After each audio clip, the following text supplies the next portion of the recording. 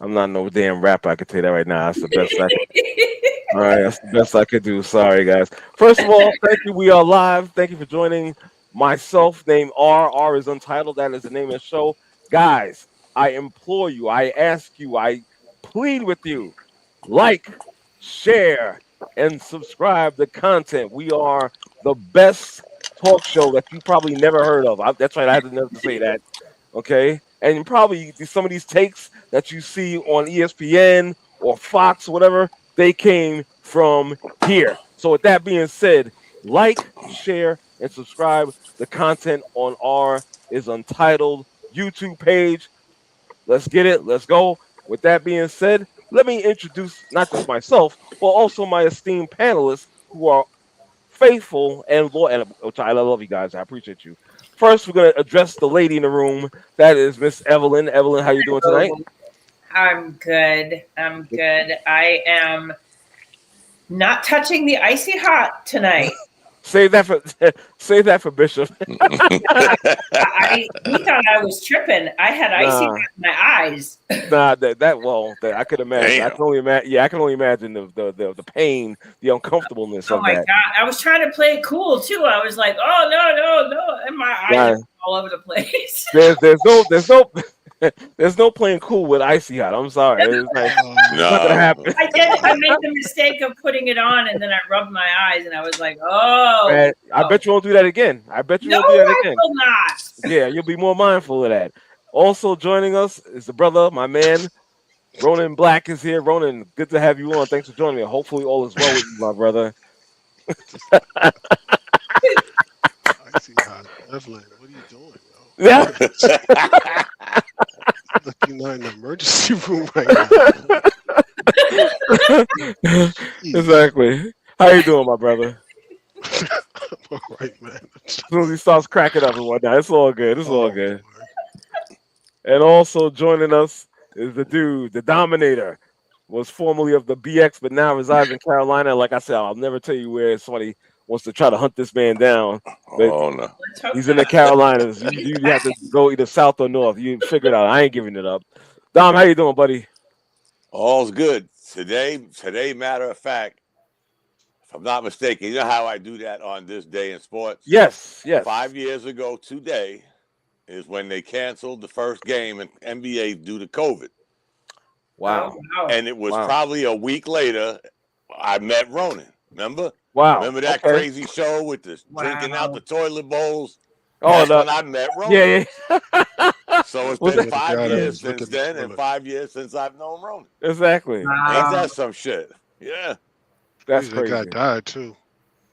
What's that again? That guy died, man. You died? What they saying about? What do you think? If you go into a public bathroom and lick the cologne, what do you think's going to happen?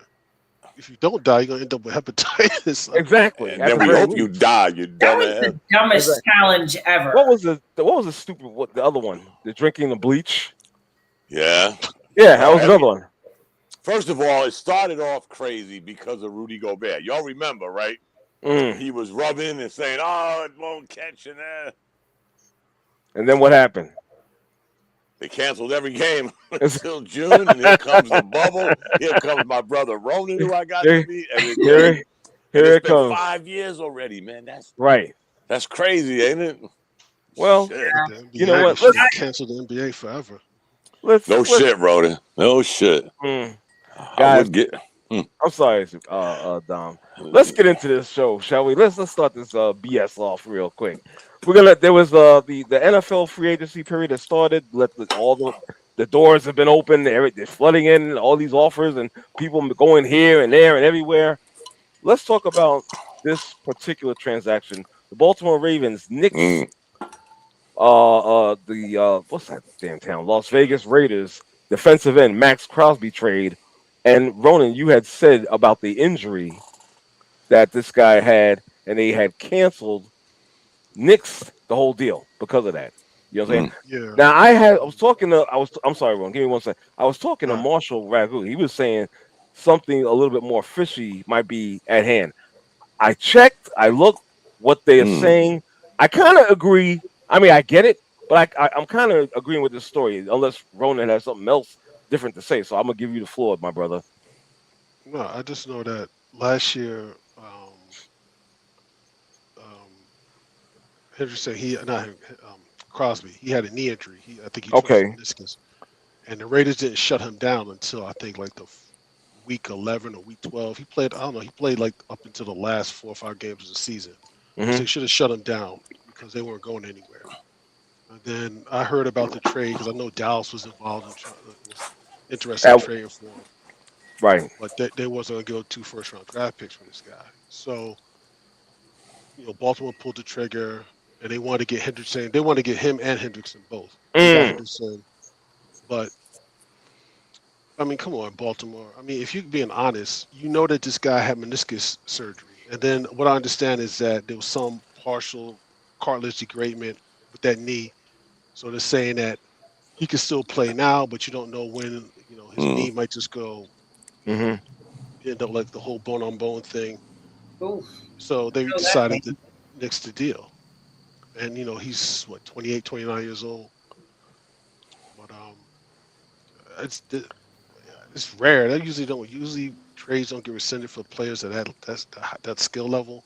For like secondary players, role players, stuff like that, rotational guys. Yeah, but for all pro pass rusher, that's rare. So That's very rare. You're right. You're right. You know what I found interesting about this story? Even with the news coming out about the Ravens denying the trade, canceling the trade and whatnot, there's still teams that are interested in trading for this dude. You know yeah, what I'm saying? Obviously, even with the full disclosure, but still, there's teams like they're still interested. And just like you just said, they don't care. And I'm like, I don't know. I feel a certain type of way, kind of way about that. I'm like, why Well, would you? I'm Mhm. sorry, Andre. No. Why would you try to go for somebody Mm. that what I'm saying? It's like what do you call it? The sands, with the timer and whatnot. Yeah. The sands coming down and whatnot. It's only a Hands in matter of the time hourglass. before you're susceptible to another major injury, in which you would need surgery, Mm. even at 29, 28, 29. I'm looking And at this one right didn't here. they pull the trigger on another defensive end, Ronan? Yeah, they signed Now they Hendrickson. signed Hendrickson. Now he had core muscle surgery. It's like, I guess his is a lesser of two evils. I don't know. Right, I'm just right. going I to yield mean, my time to Ronan because he's a football with guy. with hmm Hendrickson, teams are interested. The Raiders can't ask for some crazy deal like, oh well, we want a first or second round. That's not going to happen because they No. know now it's out there. But if you're a Yeah. team who's on, like, say, if I was Seattle, would I take a chance on him? Yeah, because if he gets healthy, this guy he creates pressure. He's one of the best Right, pass rushers in the league. You right. just won the Super Bowl. You lost one of your defensive ends. hmm He might give you. I don't know. It depends on what his timetable is when he comes back on the field. He's probably not going to be ready Mm. until some meniscus tear, maybe late training camp. They'll hmm hold him out, probably have him doing light stuff, and then they'll just put him on a pitch count as far as how many snaps he plays in games until he's up to full speed. So if he gives you hmm 2 years, if I'm Seattle, yeah. You would do that Mm. deal. If I'm a contending team like hmm Seattle, the Chargers, Jacksonville, hmm the Texans don't need him. Um, I would, or the Eagles, I would take a chance on him. Mm. I don't know. I still don't like the fact that As long to as me with one it's a caveat. right. Sorry, go I ahead, Ron. mean, I hate, it, but to me it's still a ticking time bomb. And let me just bring Mm. in two other guys. Reggie, your mic is live as well, and also Rob, thanks for joining us. Your mic is live Hey. as well. Hopefully you guys are doing well. How you guys doing? I'm at my part-time job right now. Okay, so I don't hear any So bowling you're pins. bowling. Yeah, I don't hear the bowling Sure, you're pills. right. Yeah, I don't hear the pins Yeah, clinking around.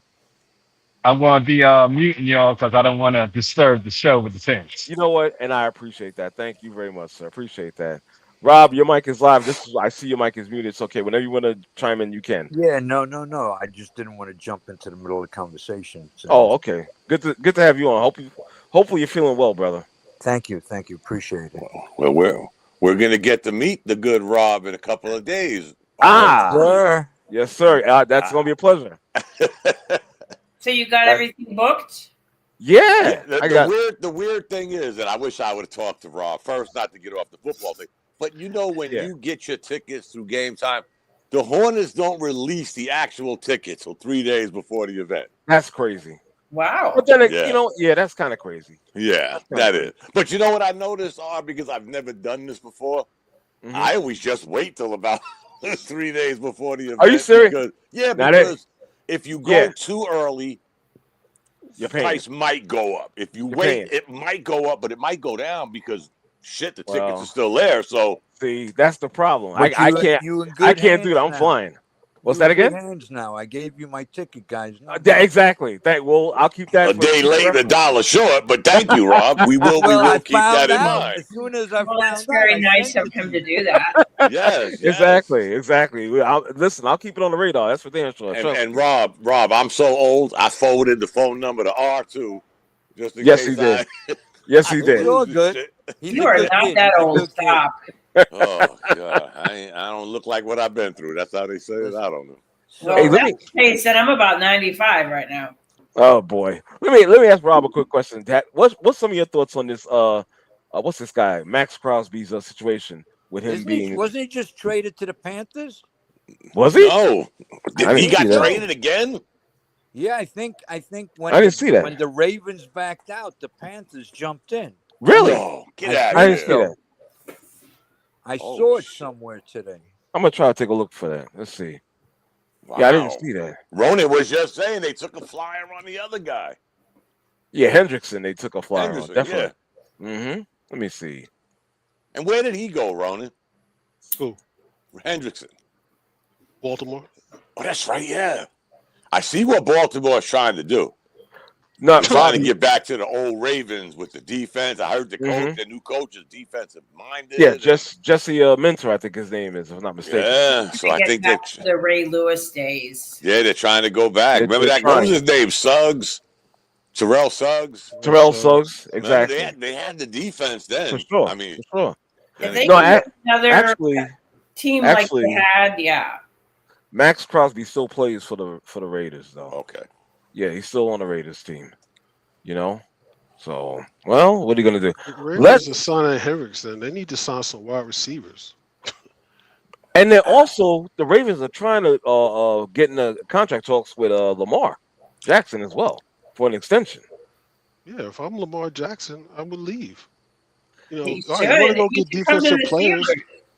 That ain't gonna happen. So you don't think they're doing them right? You don't think they're doing them right? Name the best wide receiver that he's played with, who's been a Pro Bowler.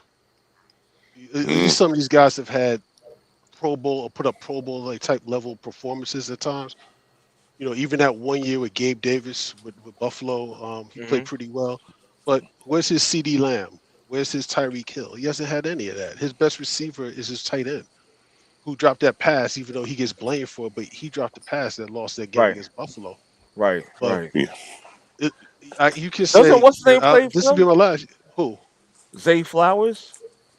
He's not Tyreek Hill. I mean, he's short. I mean, Tyreek Hill is different. Tyreek Hill is one of those guys. When he's healthy, this guy is probably one of the two, if not the fastest guy in the league. He's a danger. He's a threat. I like Flowers, but is he Tyreek Hill? Is he Steve Smith? No. Okay. So you you look at him. I'll end with this. Don McNabb played with a whole bunch of scrubs for years. Now he did well until he got TO, and what happened? They ended up in the Super Bowl. But same thing goes for Cam Newton. Cam Newton had a tight end. He had Smith on his last leg, but basically Olsen, the tight end, was his go-to receiver. Yeah, for sure. A bad head coach and a bad offense coordinator. Yeah. Never hire a Shula to be your offensive coordinator. Never. Well, you know what? Honestly, Lamar, as talented as he is or whatnot, Dom, and we've been through that with this guy. Yeah. Is he literally that dude? That sounds crazy because how many MVPs does he have? 2, 3? Yeah. That's crazy that sound, but you have to actually is he that guy? Especially when it comes to the playoffs. He reminds me of a guy that I root for in another sport. Aaron Judge. he came around after we was damn near out of it. For sure. But He did come around. That, he was like 1 for 13, 5 strikeouts, bases loaded, 100 men left on base. But at the end, when it was, I guess we could call it garbage time if they have that in baseball, but the numbers went up, looked like he had a great postseason. But in all actuality, he didn't do shit. So is Lamar that? I'm not going to. We had a guy before that, too. You know, Mr. Steroids. Yeah, A-Rod. A-Rod. But let's not forget now, I'm an A-Rod guy, no homo. He won that 2009 World Series. Yeah, it took him a while, but he finally got one. Right. But here's the weird thing, not to get on baseball. You know I love baseball. Of course, kept it's all being good. the fall guy. But one day I actually did the numbers. Bernie, Jeter, Posada, your mama, your papa, they hit worse than A-Rod. But he took the rap because he was the highest paid guy. Well, he was we brought you in to do a job. Yeah. I mean, that's gotta be expected, I think. But they were all batting like 127, and I'm like, God, this guy is. Yeah, but again, Dom, he's the listen. That's $27 million a year. You're supposed to produce. Exactly. I'm not taking that away. You gotta produce, dude. Especially when you have the regular season numbers. You gotta produce when the lights are brightest. Yeah, you know what I for that money. It wasn't him by himself, yo. Right, exactly. I will always contest. Yeah, that dude in the ACLS in the World Series, that dude was on fire, yo. Exactly. He was. That's what he should have been doing. That's what he should have been doing. I always thought A-Rod was better than Jeter. I know a lot of Yankee fans get mad at me when I say that, but it is what it is. He was a better all-around ball player than our homegrown captain, Mr. Franchise. You can't even compare their numbers. We could say what we want about steroids. Until somebody proves to me steroids helps your hand and eye coordination, I will surrender, and I will tell Major League Baseball to kiss my ass because you're 100% right, sir. By the time Major League Baseball learned how to spell steroids, the genie was out the bottle.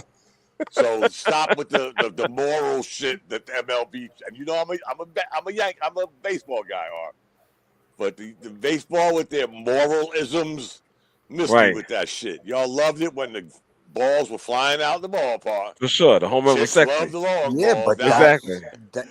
Now all of a sudden you mad.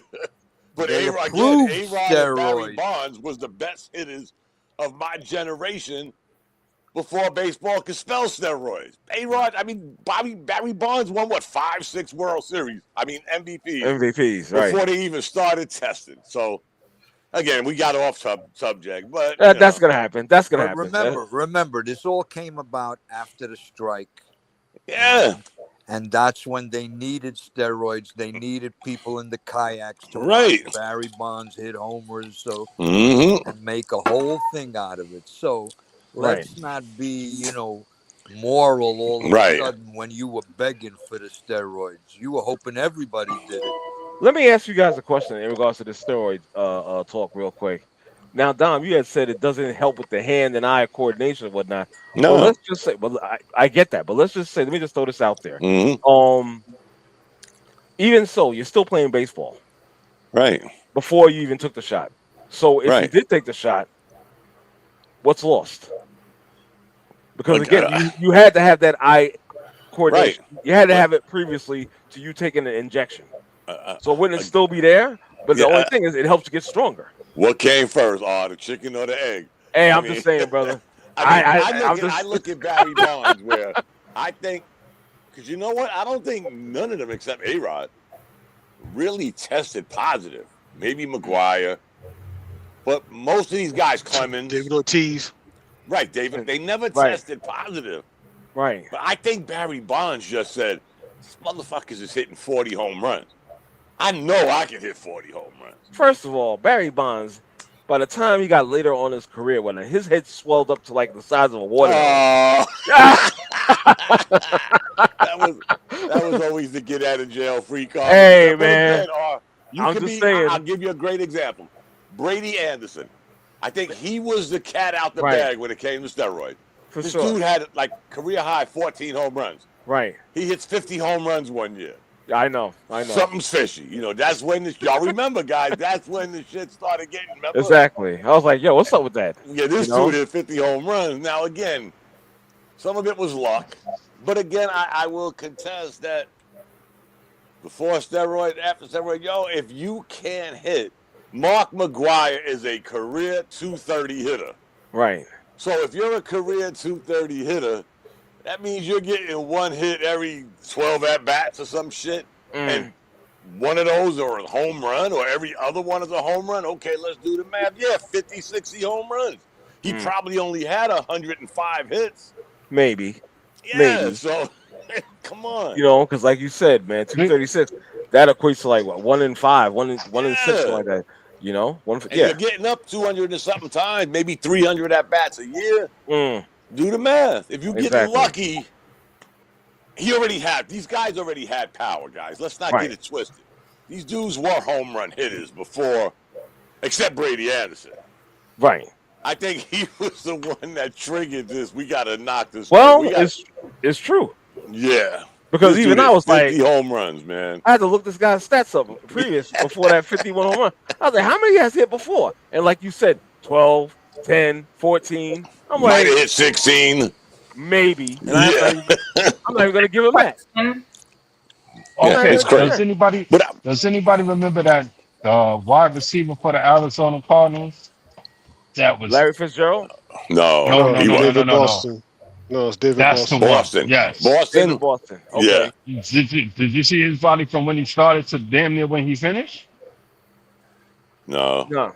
Yeah, he was completely Laurent Landry too. They were on something different. Really?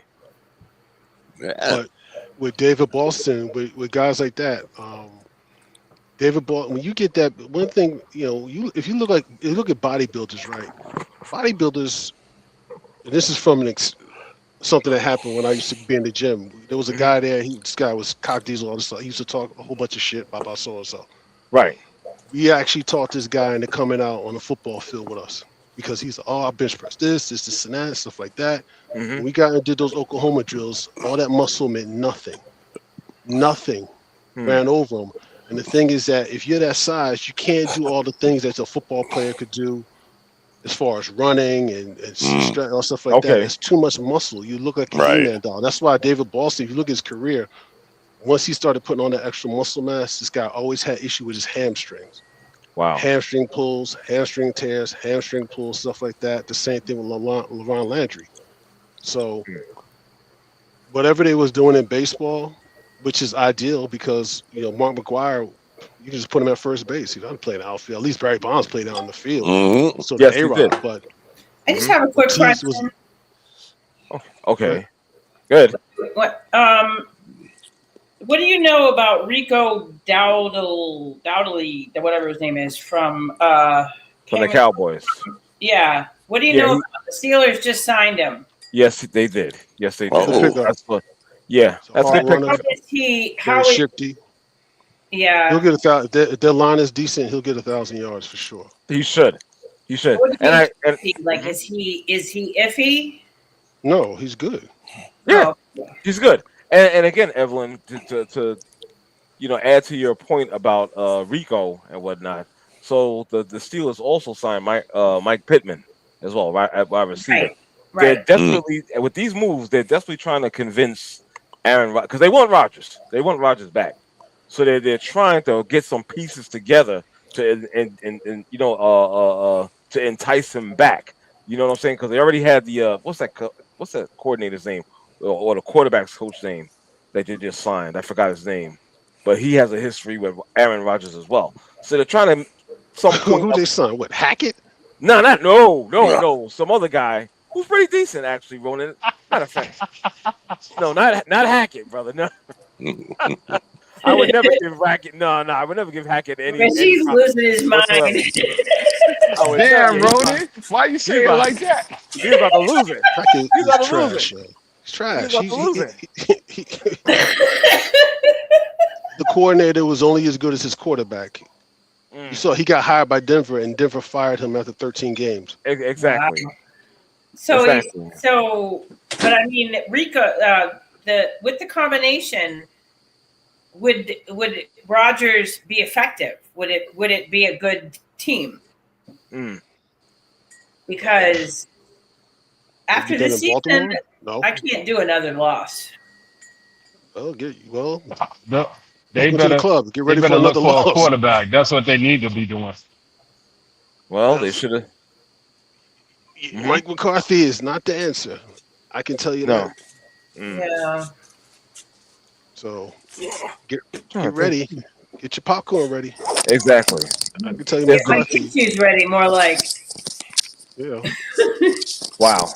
Well, I was just wondering because if they do sign Rodgers again, which it looks like they want to, they do. Yeah. So, with these new players in play, do we have a chance? Well, I'll just say this: that anybody have a chance. I'm not gonna lie to you, but what I see what Baltimore's doing, it's gonna be tough. They had a hard time last year, and obviously they're going with the defense and whatnot. They're building it up. You got a talent. A whole new coaching system. You got a talent at quarterback with Lamar. Like Ronan had pointed out, they got to get some better receivers. Maybe they still can at this point. Maybe some under the radar receivers, should I say, at this point? Because I think we're in day 3 or 4 of this free agency. If it's not over already, but did the Chiefs sign that running back from Seattle? Yes, they did. I was about to talk about that. Kenneth Walker. Yes. That dude. Wow. Now, if he can hold up, because last year that especially during the playoffs, that dude, his legs were churning, and I didn't see a lot of people tackling him. He wasn't an easy he was not an easy tackle. I can say that right now off the bat. You know what I'm saying? Now we all know the shelf. We know the shelf life. Only 25. Yeah. Wow. But we all know the shelf life. Yeah. Of a running back, even if he's 25, 26, whatever the case may be. Hopefully he could be healthy. I still think you guys are gonna kill me, and I'm not a KC fan, but if they get a healthy Patrick Mahomes back, if this kid at wide receiver, Xavier Worthy, can develop, because I think either last year or the year before was his rookie year, and he's incredibly fast. Okay, very skilled receiver, and you're bringing back the Asian man, Mr. Kelsey, for maybe his final season. Yeah. Even though last year he wasn't all that, but I'm just saying, he's still reliable. So I don't know. I can't get with him since he got with whatever her name is. It's over with this guy. It's over. He's a progress stopper, man. They don't stop, man. He's a progress stopper, man. Right. Because I seen this game. I saw this game with Jason Witten, man. Look, Witten's an all-time Cowboy. He's a Hall of Famer. Kelsey's going to be a Hall of Famer. It's time to go. He's not that guy anymore. Look, he can get open. He ain't going to be doing what he did 3 years ago where he catches a ball and he's running down 30, 40 yards after the catch. It's over. It's over. Okay. And they lost 2 of their best defensive players. They traded their best corner, and they lost one of the best linebackers who signed with the Commanders. So... You know what they say, alcoholics the last to know. Now what about the Jets? Hey, Gino. Come back, baby. This guy is I'm not y'all think? I don't know. Do they have anything at all right now? They got some offensive linemen, I think. Right? But couple Gino? of defensive players and Gino. I won't give you something. I'm gonna give you a gift, man. I heard this song on the radio. That Bon Jovi song. Living on a Prayer. I'll give you that. Come on, man. Don't piss my Wheaties, man. Come on, man. Gino? If you would have said Gino 2 years ago, I'd be like, yeah, I'm all in, man. But I think he got a year or 2 left in him. Look at Sam Darnold. I mean, come on. Darnold's 28. 33, you know what they say? You can always go home, man. I gotta. Nah, son, this is not gonna. Oh my god! I knew I shouldn't have came on today. No, you good. You good, son. You good. You always gonna bring up my boy Gino. No, but here's the thing. I mean, it could. Now, I'm gonna throw you a bone. I'm not even gonna lie to you. It could be a good thing because again, what pick did the Jets hold this year? Is it the second or third overall? Second, I think. I think it's the second, if I'm not mistaken. Yeah, it should be the second. Yeah. They could go for wide receiver, and maybe in the second round if there's a quarterback. Still have Wilson. Who? Wilson. Zach? Now Zach is gone. No, Garrett. Oh, you talking about Garrett? Oh, you talking about? Yeah, Wilson. he's still there. Yeah, he's still there. He's still there. Get somebody that can throw the damn ball. And he can. I But mean, again, come on. I agree. He's a day late and a dollar short. But hey, I'm a Jet fan. Exactly. You know, Understandable. I'm a Knicks fan. Understandable. I get it. Suffering is my middle name. For sure. So baseball season. It is kind of bad. To tell you honestly. Man, fuck football. Yeah, I'm about to say the same thing. About to move on to some other shit. Like this one right here. What's going on? Bam!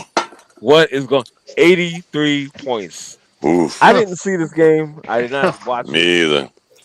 You know what I'm saying? Even though I might have had some access to watching it, but I was like, I'm not watching that ball. Washington? Nah, who cares about them? However, there seems to be a fire. So go ahead, Reg. I'm not questioning Bam because he didn't do anything, but do what he was supposed to do. I'm questioning the coaches, the referees, and all the damn gambling and shit. That's what I'm questioning. You know what's funny? You know, you bring up something I wanted to talk about. They're talking about this uproar where the fans are actually wanting to have the refs of that game fired. For what? Well, you want to blame somebody? Blame Commissioner Bobblehead. My go-to. No. Yes, blame him. No. Because guess what? We've all watched basketball, guys. We've all watched the tanking. We all watched the trust the process. Right. I don't never think I've seen it like this year. You had teams tanking. Remember what they used to always say, Ronan? Basketball season don't start till Christmas. You had teams tanking by Christmas.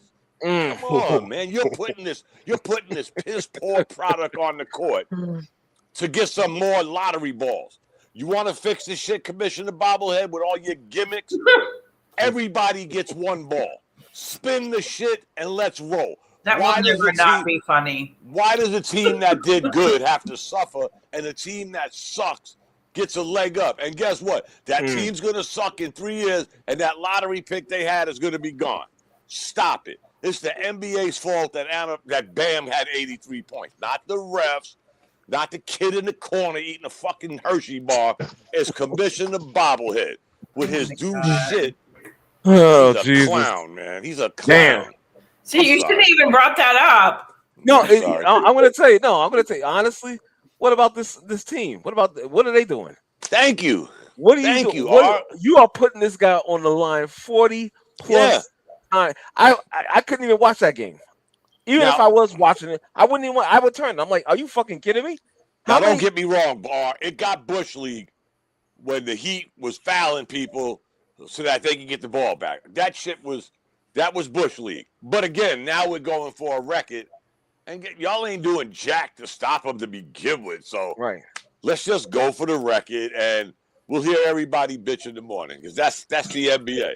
I mean, I'm kind of conflicted on this, to be honest with you. I'm conflicted. I'm not gonna lie to you. Yeah, he got 83 points. Yeah, you have the second highest scoring output in NBA history. You kind of pushed Kobe to third. I think that's one thing that a lot of people are pissed off at is the fact that you knocked Kobe off and whatnot. And really, you didn't really knock him off. You just in the second place where Kobe was. Right. You know what I'm saying? But I think a lot of people got offended by that. You know, if I'm not mistaken, they showed the. I don't think it was organic. That's what I'm saying. But you know what? Again, kudos to Bam.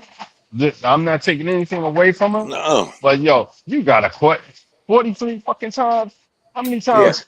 And we watched the Knicks. How many times we see Carl Anthony Towns get fouled and the rest is like. But turn their back. Come on now. Again, when you look at the numbers they showed today, other than the free throw shooting, To put it They in almost took the same amount of shots. They both had 40-something field goal attempts. He went to the foul line a hell of a lot more. Don't get me wrong. Exactly. But you know what? You're gonna say the Wizards. When Carmelo scored 61 at the Garden, who was he playing against?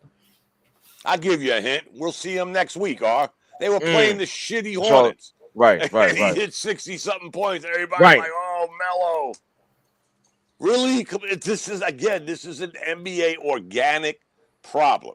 They don't want to do shit about this tanking, and this is what you get. Come on, man. The Knicks are playing Utah tonight. Exactly.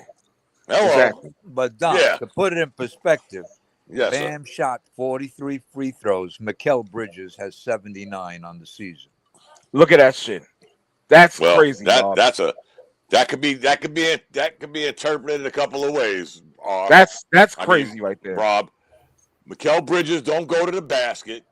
He wants to sit outside. He either shoot a three or shoot a mid range, kiss the sky every time he hits 1 out of 8 shots. He don't earn a foul shot. Come on, man. And I'm not knocking him. I don't do that. But come on, man. Right. This guy was supposed to be what? Him and what's his name? OG Wingstop 2.0. All right. Yeah. Okay. Motherfucker, he scored 7 points in the whole state of California this week. God damn, Dom. I'm sorry, man. Numbers don't lie. People lie with numbers. I feel you. You're right on that. He scored 7 points in LA this whole week. Yeah. But that being said, we're not talking about the Knicks. Not yet, Adebayo. You know what, Sam? I think what does Bam average? 20 points a night? Probably. Really? Not even that. Yeah. How many?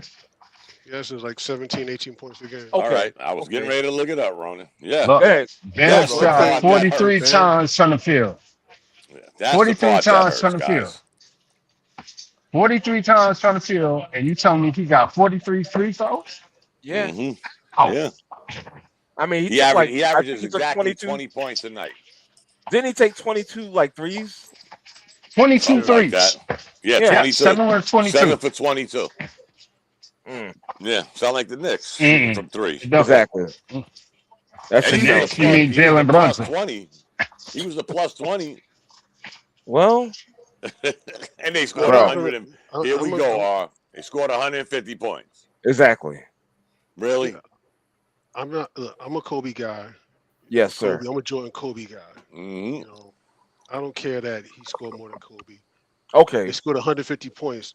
The Lakers, when he did it, I saw the Kobe game. He had 81. The Lakers only scored 120 points. Yeah. He shot 60% from the field in that game, and they were losing at halftime, and they were only up by 6 in the third quarter. At the end of the third quarter. Okay. Nah, that's not. I'm not. I'm not taking nothing away. He scored 80 points. I watched the fourth quarter, and the fourth quarter was kind of janky. I'll say that. But my take is just different because I had this discussion with a guy a while back when my son was playing basketball, winter basketball, and if Bam can score 80 in a game, 83 in a game, then what would Prime Mike and what would Prime Kobe do in this ridiculous league? And not to beat this horse, guys, but guess what? Who did Kobe score them 81 points against? Toronto. What was their record that year?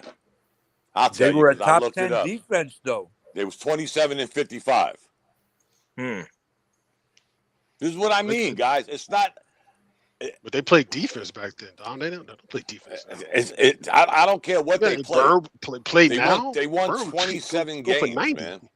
They won 27 games, fellas. I mean, I know the Wizards ain't gonna win 27 games themselves, but that being said, there's something in common with this shit, guys. It's these teams that are tanking that don't give two shits about what you're doing. They're watering down the game. And like I said, it's not fair.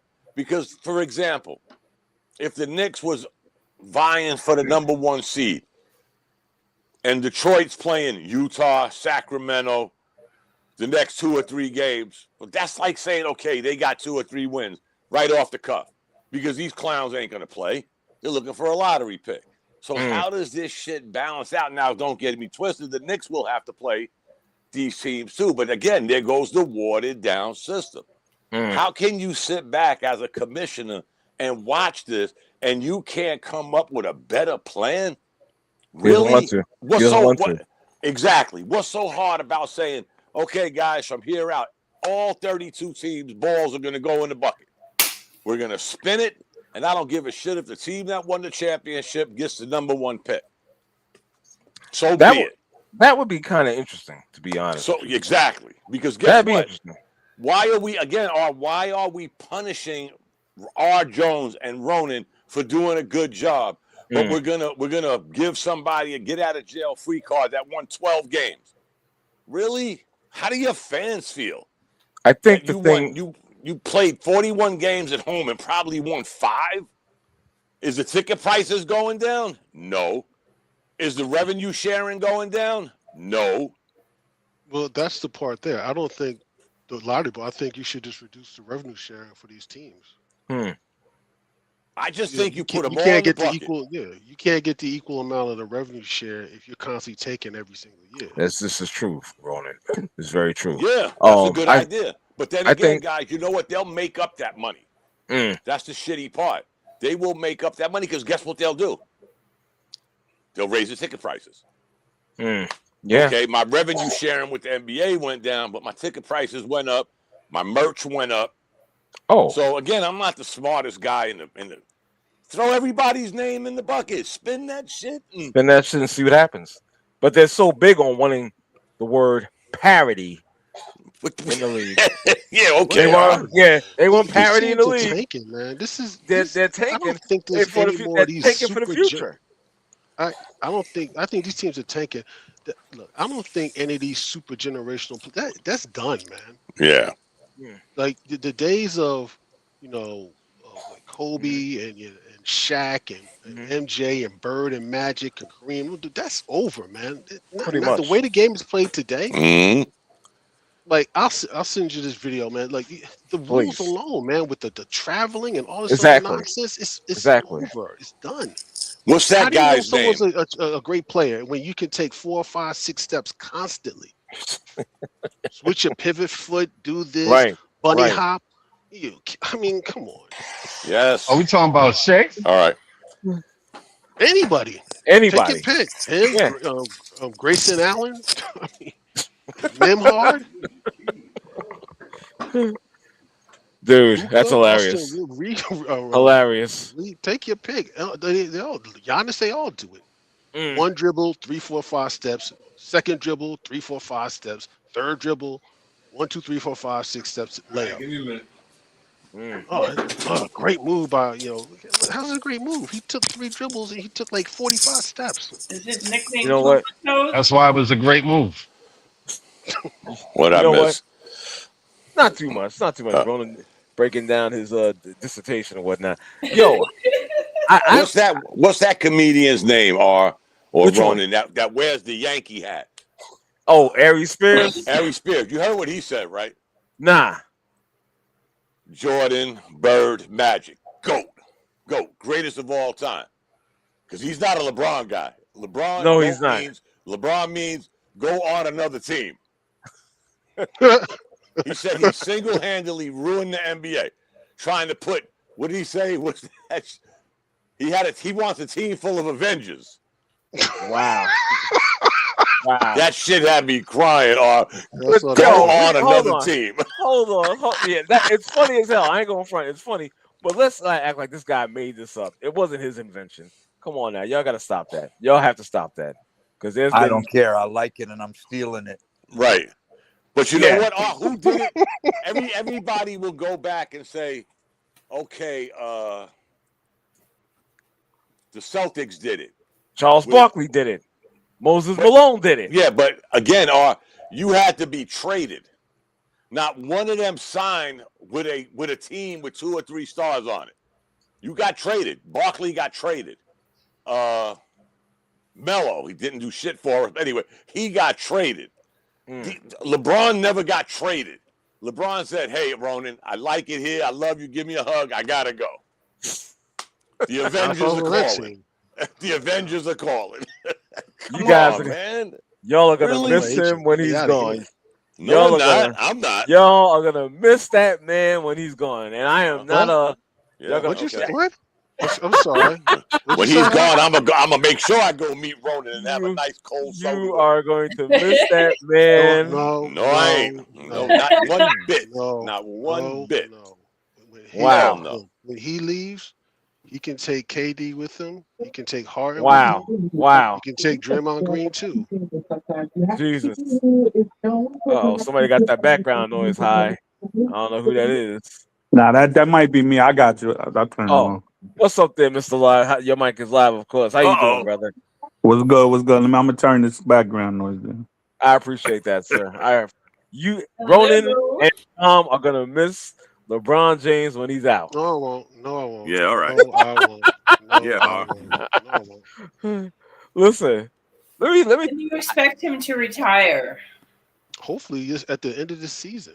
No, he's not. He's gonna get one more in. Really? He's gonna get one more. Come on, it's LeBron. Yeah, I know he's going back to Cleveland. No way. I'm gonna miss him like I missed that tree I hit coming out of plane. Yeah, Hold all right. on. He's not retiring before a farewell tour. Exactly. Yeah, and this is not it this year. This is not it this year. Hey, he's gonna do it next year. Get off subject. In Cleveland. Get off subject. But we can't be picking on Live no more with his onesie. Ever since we said that, he don't turn his camera on. Oh no! Hey, it wasn't me. It wasn't me. I mean, I'm in my. He had it on last week. I ain't got no. He did. Yeah, he did. Yeah. I ain't got no shame in it. You know what I'm saying? I got no shame. The onesie is a polo. You know what I'm saying? It warmed up. It warmed up. And I'm pretty sure. Okay. There you go. Exactly. Tell him, Dawn. It's nice and heated down here in the South, man. I can't. The onesie is a winter thing. You know what I mean? Okay. Outside with warm, you're comfortable. That's all that matters. I'm pretty sure I know Live well enough to know he ain't gonna miss LeBron when he ain't playing. I ain't gonna miss that dude, man. Late for that dude. You know what I'm saying? JR's gonna miss him. Wow. But I tell you on that, man, I will yeah. You know, like Jordan, man, I did not appreciate Jordan when he was here. Like Jordan was a true enemy. Like I didn't like my fanatical ways, man. Like I nothing red and white, you know what I'm saying? No Chicago, nothing, no Jordans, no none of that stuff. Didn't do none of that shit. You know what I'm saying? So but when you know, like y'all was talking about LeBron taking his little farewell tour, you know, I'll appreciate what he brought to the league. I won't miss his ass, and I won't celebrate with him, but I damn sure I was able to observe him be who he was a little bit better than I did Jordan. You know what I'm saying? I wish I would have looked at Jordan a little bit better. You know what I'm saying? So, but that was the difference, though. Live, he killed us. LeBron never really dominated, well, a lot of his career in the NBA. Let's be honest, was when the Knicks sucked. Yes, sir. Let's go by the buck. We didn't have hardly probably 3 good teams. That's right. Yeah, about 3, maybe 3, 2.5. That's not about right. You left in 1999, 2000. Mm-hmm. We made the playoffs 3 times in 20 years. So a lot of that span, if I'm not mistaken, him and Melo came in 2005, maybe something like that. 2005, 2006. Mm-hmm. Around there, we sucked, guys. We sucked. We had 2 17-win seasons. Couple of 20-win seasons. We actually sucked.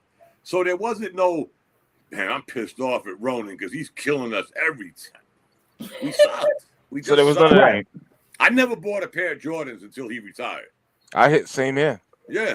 Same here. Do it, guys. My kids wore them, but I haven't bought them yet. I hear you. Oh, I got plenty. Yeah, no, I can't stand. I can't stand Jordan. I can't stand nothing Chicago, nothing. You know, when they got Luke Longley, man, and the Nick crowd was going Luke when Luke Longley got in the game. I was pissed off. I was like, you don't know what Luke Longley did to us, man. Like, I mean, he was He was 6 of the fouls that Frankenstein Jackson sent out on you, and man, he would have these lumbering fools. You know what I'm saying? But he had like 3 of them. It was Winnington. It was Purdue. It was him. Right, exactly. Yeah. All just to foul the shit out of Ewing and shit. And I'm like, didn't he have come on, the winning layup in Jordan's Christmas 55 game? Right. He had right, the winning layup. Yes, right. Yes. Yeah. But I don't know. Maybe it's just something again about how he did this, LeBron. I'm saying, because you'll hear the stories over and over again, guys. We're old enough to remember. Can you ever imagine Bird calling Magic and saying, "Yo, I got this plan. We could dominate the league for the next 12 years. We can link together." Well, that wasn't about money back then. It was about the game. Exactly. And somebody brought up the other day, believe it or not, 11 and 12 years. Bird 11, Magic 12. That was it for them, guys. Right. Bird basically took himself out because of the way he played with the diving all over the floor. Yeah. Flying his into back the up. seats, Yeah. Magic with give me the HIV. But you look at these guys who are synonymous with saving the NBA, and they played 11 and 12 years. Dom, really? We talking about LeBron or whatnot, and when we talk about this guy, my mind kind of shifts to another superstar in a similar way. His name is Kevin Durant. I will never forget when he was with OKC and they played against Golden State and whatnot. And what happened? He failed to do his job as a shooter, as a scorer. And they were up 3-1. They were up 3-1. Reminds me of something. Up getting beat, and then what you do next is the unthinkable by joining the team that just whipped your team's ass. Yeah. Was it more of? So I heard, I wasn't there, that they really. Let's put it this way: before if you can't beat them, join them. Before Kevin Durant got to Golden State, they won. I say this all the time: they won one, they lost one. They lost one to the same team that beat them, but the first time they didn't have Kevin Love, Kyrie Irving. Cleveland comes back. They're healthy. You win 17 games. And since you brought it up, they were up 3-1. Yes, sir. And Cleveland came back and won that championship. Enter Kevin Durant, whether you like him or not. They never lost another finals until his leg went out. Now, LeBron didn't do that. LeBron, what did he say? Not 1, not 2, not 3, not... Really? Kevin Durant got went locked to up by Golden State. JJ Barrera. Yeah, exactly. Kevin Durant went to Golden State and was the MVP of both years, both finals. He was the MVP. He blows his leg out. Draymond for Golden that. State can't win again. All right, I'm just saying, man. There's a difference to me between Durant and LeBron. I think they chased Durant more than Durant chased them. Because again, I could agree with that. In the pudding. I could agree with that. In the pudding. You won one, you lost one, and how do you lose a championship? One being up 3-1. You just set the record for most wins in a season, and you let some hammerheads from Cleveland, come back 3-1. And guess what? Not only did they come back 3-1, they won the last 2 games on your court. Yeah, that was Kevin Durant. That crazy. Didn't happen no more, did it? Until his knee went out. And you're gonna sit here and tell me I don't give a shit if it was Kawhi Leonard in his prime. Toronto wasn't beating Golden State with Kevin Durant. No, not one damn bit. No. They'd have to had about 3 or 4 rings. They would have won 3 or 4 in a row if Durant stood healthy. I'm just saying. All right, I hear you. You know what? LeBron didn't do that. He, like Harry Spears said, I'm gonna go get me a couple of Avengers, throw Spider-Man in there before he became an Avenger. And oh my God. It's not even like what Don is saying. It's not even so much that. Like if you act like someone asked me this before, and I was like, "Look, man, I like this dude when he was on Cleveland the first go around. Okay. It's Okay. not so much on the court. It's the nonsense, man. The podcast. You're going on there, and then you're going to try to rewrite history. Like I seen the podcast, that one that he did with JJ Reddick. You go in there and talk about we are a super team, and then you putting the blame on the role players. Come on, man. Come on. It's that. It's those little things. Right. You're trying to rewrite history, saying that you had Wade in his prime, you had Bosch in his prime. I don't want to hear that, man. Because if you're looking at like someone says, well, LeBron did these bumps to the finals and all nonsense of Cleveland, stuff like that. That Lakers team that Kobe took to the finals 3 years in a row, outside, you take Gasol at that team had a quote unquote a bunch of bumps. Derek Fisher ain't no Hall of Famer. Exactly. Sasha Vujacic, right. Jordan Farmer, Mbanga, Josh Powell, Andrew Bynum. Come on. I mean, this is ridiculous. The best example of all of that shit, Ronan, Allen Iverson went to the finals. And if you could tell me who was on that starting five, I'll send you $5 in the morning. Don't Google it. Hold up. Wait a minute. I got Aaron it. McKee, Eric Snow, and Aaron McKee, Matende Mutombo. Shit. It's two more motherfuckers. God damn. Aaron McKee and George Lynch. No, okay, George Lynch is the one I forgot. Tyrone Hill might have been. I don't know if he was a starter the whole time, but he was on the team. But the point I'm making, guys, Allen Iverson, you can literally say, how the hell did he get to the finals? Serious. And that was, that was the year he won MVP. Nah, what you talking about, that 76ers team? Yeah. Well, they beat Toronto and they beat this in Milwaukee. Yeah, man. They had their little cheat thing down pat, man. Every Snow bring up the ball, man. But hand that motherfucker off to Iverson, and Iverson would just kill, man. Right. I mean, for me, man, Iverson was was the only player outside of New York. Him and Garnett. That you voted for. Yes, sir. Yes, sir. I loved Iverson, man, and he was a monster. I always use that analogy when these. And again, my brother Live's a big Melo fan. Right. So I preference this with that was the get out of jail card. That was the get out of jail free card with Melo. Or who did he have on the team? Who did Iverson have? Iverson didn't win 17 games. That's right. I don't give a shit who was on the Knicks. They should. You had Carmelo Anthony, supposedly the greatest offensive ball player of the 2000s, and you won 17 games. I don't care who. Allen Iverson didn't win 17 games on Philly. Shit, I don't even think Philly won 17 games when they was trusting the process. Right. Allen Iverson is a great example of what, I hate to say it, what LeBron wasn't. You know, he stood pat until, it was time to move him. But he stood with that team through thick and thin, through different coaches, different point guards, different players. And got to one finals. Melo didn't get to no finals. No, he did not. Yeah. No, he didn't. Well, no. Well, only in the West. He got to the conference finals. Right, he got to the with Denver. With Denver. Yeah, that don't count. That don't count for me. That never did.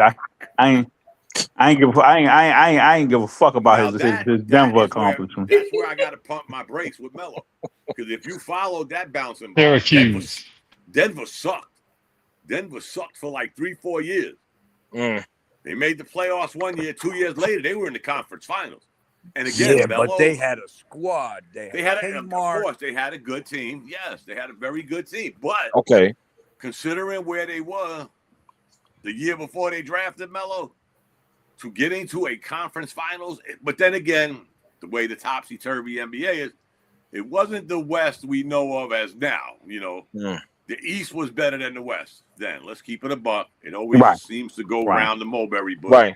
Right. But again, 3-4 years before Melo got there, Denver couldn't get out their way. No. They was remembered as the old ABA Nuggets. Remember? The ABA Nuggets were ballers. They didn't do shit in the NBA. Nah, they really didn't. They had some good players. Wow. Melo came, got him to a conference finals. Gotta give him props for that. Right. And where did he go? He played in the harder division though. The West was better than the East back then. I don't know, Yeah. Ronan. Not 100%. bad. Melo came and they got to the playoffs. They went to the playoffs. Yes, they did. Right. Yeah. Oh West yeah. was Oh stacked. no. You had Oh the yeah. Lakers. I think the East was You had the better back then. Spurs. You had Dallas. You had Phoenix. You had Utah. Denver, and you had Houston. Those teams were all the East was trash. No, I don't think they were that trash then. I got to look that up because that's just about when it started flip flopping back to the West. But the bottom line is 3 years later, this guy got his team in the conference finals. You know, how long did it take LeBron until he got to the finals against who was it? Where they got swept? San Antonio. Yes, sir. That's when the East, to Ronan's point, that's when the East really sucked. I mean, me and Ronan could have got 3 dudes out of Harlem and probably made it to at least the semis. that's when the East really sucked. Right. I think they had Cleveland and Orlando, if I'm not mistaken. Well, Orlando. Cleveland. It was before the big 3. So it was Cleveland, Detroit. Orlando. Before the big 3, Boston. Probably Orlando. You had Orlando. That's the white. Yeah. So that was even before. Boston was trash before they made those trades. Yeah.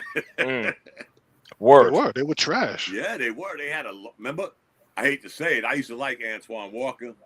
But he was another one that suffered when the Celtics couldn't get out their own way. Exactly. And so did Paul Pierce, to be quite honest. That's the original, man. Yeah. Those are the original suckers. What do you call versus Chuck Mangione? Antoine Walker was the original Chuck Mangione. Oh my God! But remember, he ain't have nobody on his team. Yeah, it was him and the young Paul Pierce. Yeah, they were good like in the early 2000s when they played the Nets, and then they fell off a cliff. Right. And then up until they made the trade for Garnett and Ray Allen. But I mean, it ain't. Like I said, man, it's not. Look, I think he should have retired a while ago, man. Like, I mean, come on, man. I've watched some of these games, man. Some of the stuff I watch, I was like, this dude ain't even playing defense, man. Like, I mean, why should he? He's 41 years old. Oh, come on, man. I watched Jordan. On one leg play 82 games, man. Come on, but again, man. to your point, to Ronan's point, that's why Ronan's saying he should have retired probably 2 years ago. He's still operating. Yeah. Okay. I'm sorry. Hey, look at the rules. Make it. I said 1 dribble, 3, 4, 5 steps. Second dribble, 3, 4, 5 steps. Third dribble, 3, 4 steps. Layup. I hear you, man. I'm just saying. It's like a relay team, man. It's like the 4x400 relay.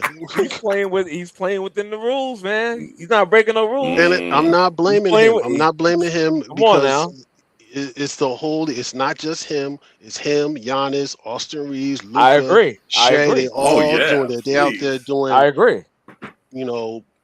Beach Street 2026, man. I mean, come on. Outside, I'm just out there doing windmills on the floor. Like they're playing hopscotch. Literally, man. Out there pop locking, man. What do we? Come on, man. Well, I'm sorry. Again, it's what's his name's fault. Like Dom says, Commissioner Bobblehead. It's his fault. Yeah, without a doubt. Without a doubt, man. It's his fault because he changed the rules and he took the game. He felt like the fans wanted to see a more offensive game and whatnot. He changed the rules. Commissioner Nosferatu. He looks like Nosferatu. He looks like.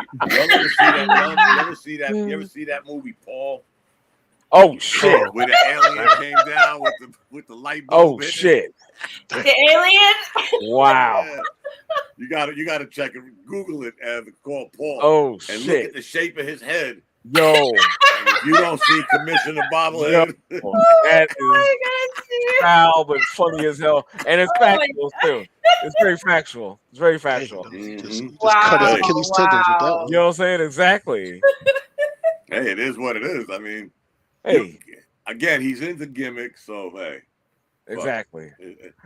Did anybody have? He could take Draymond Green with him too, man. Yeah, exactly.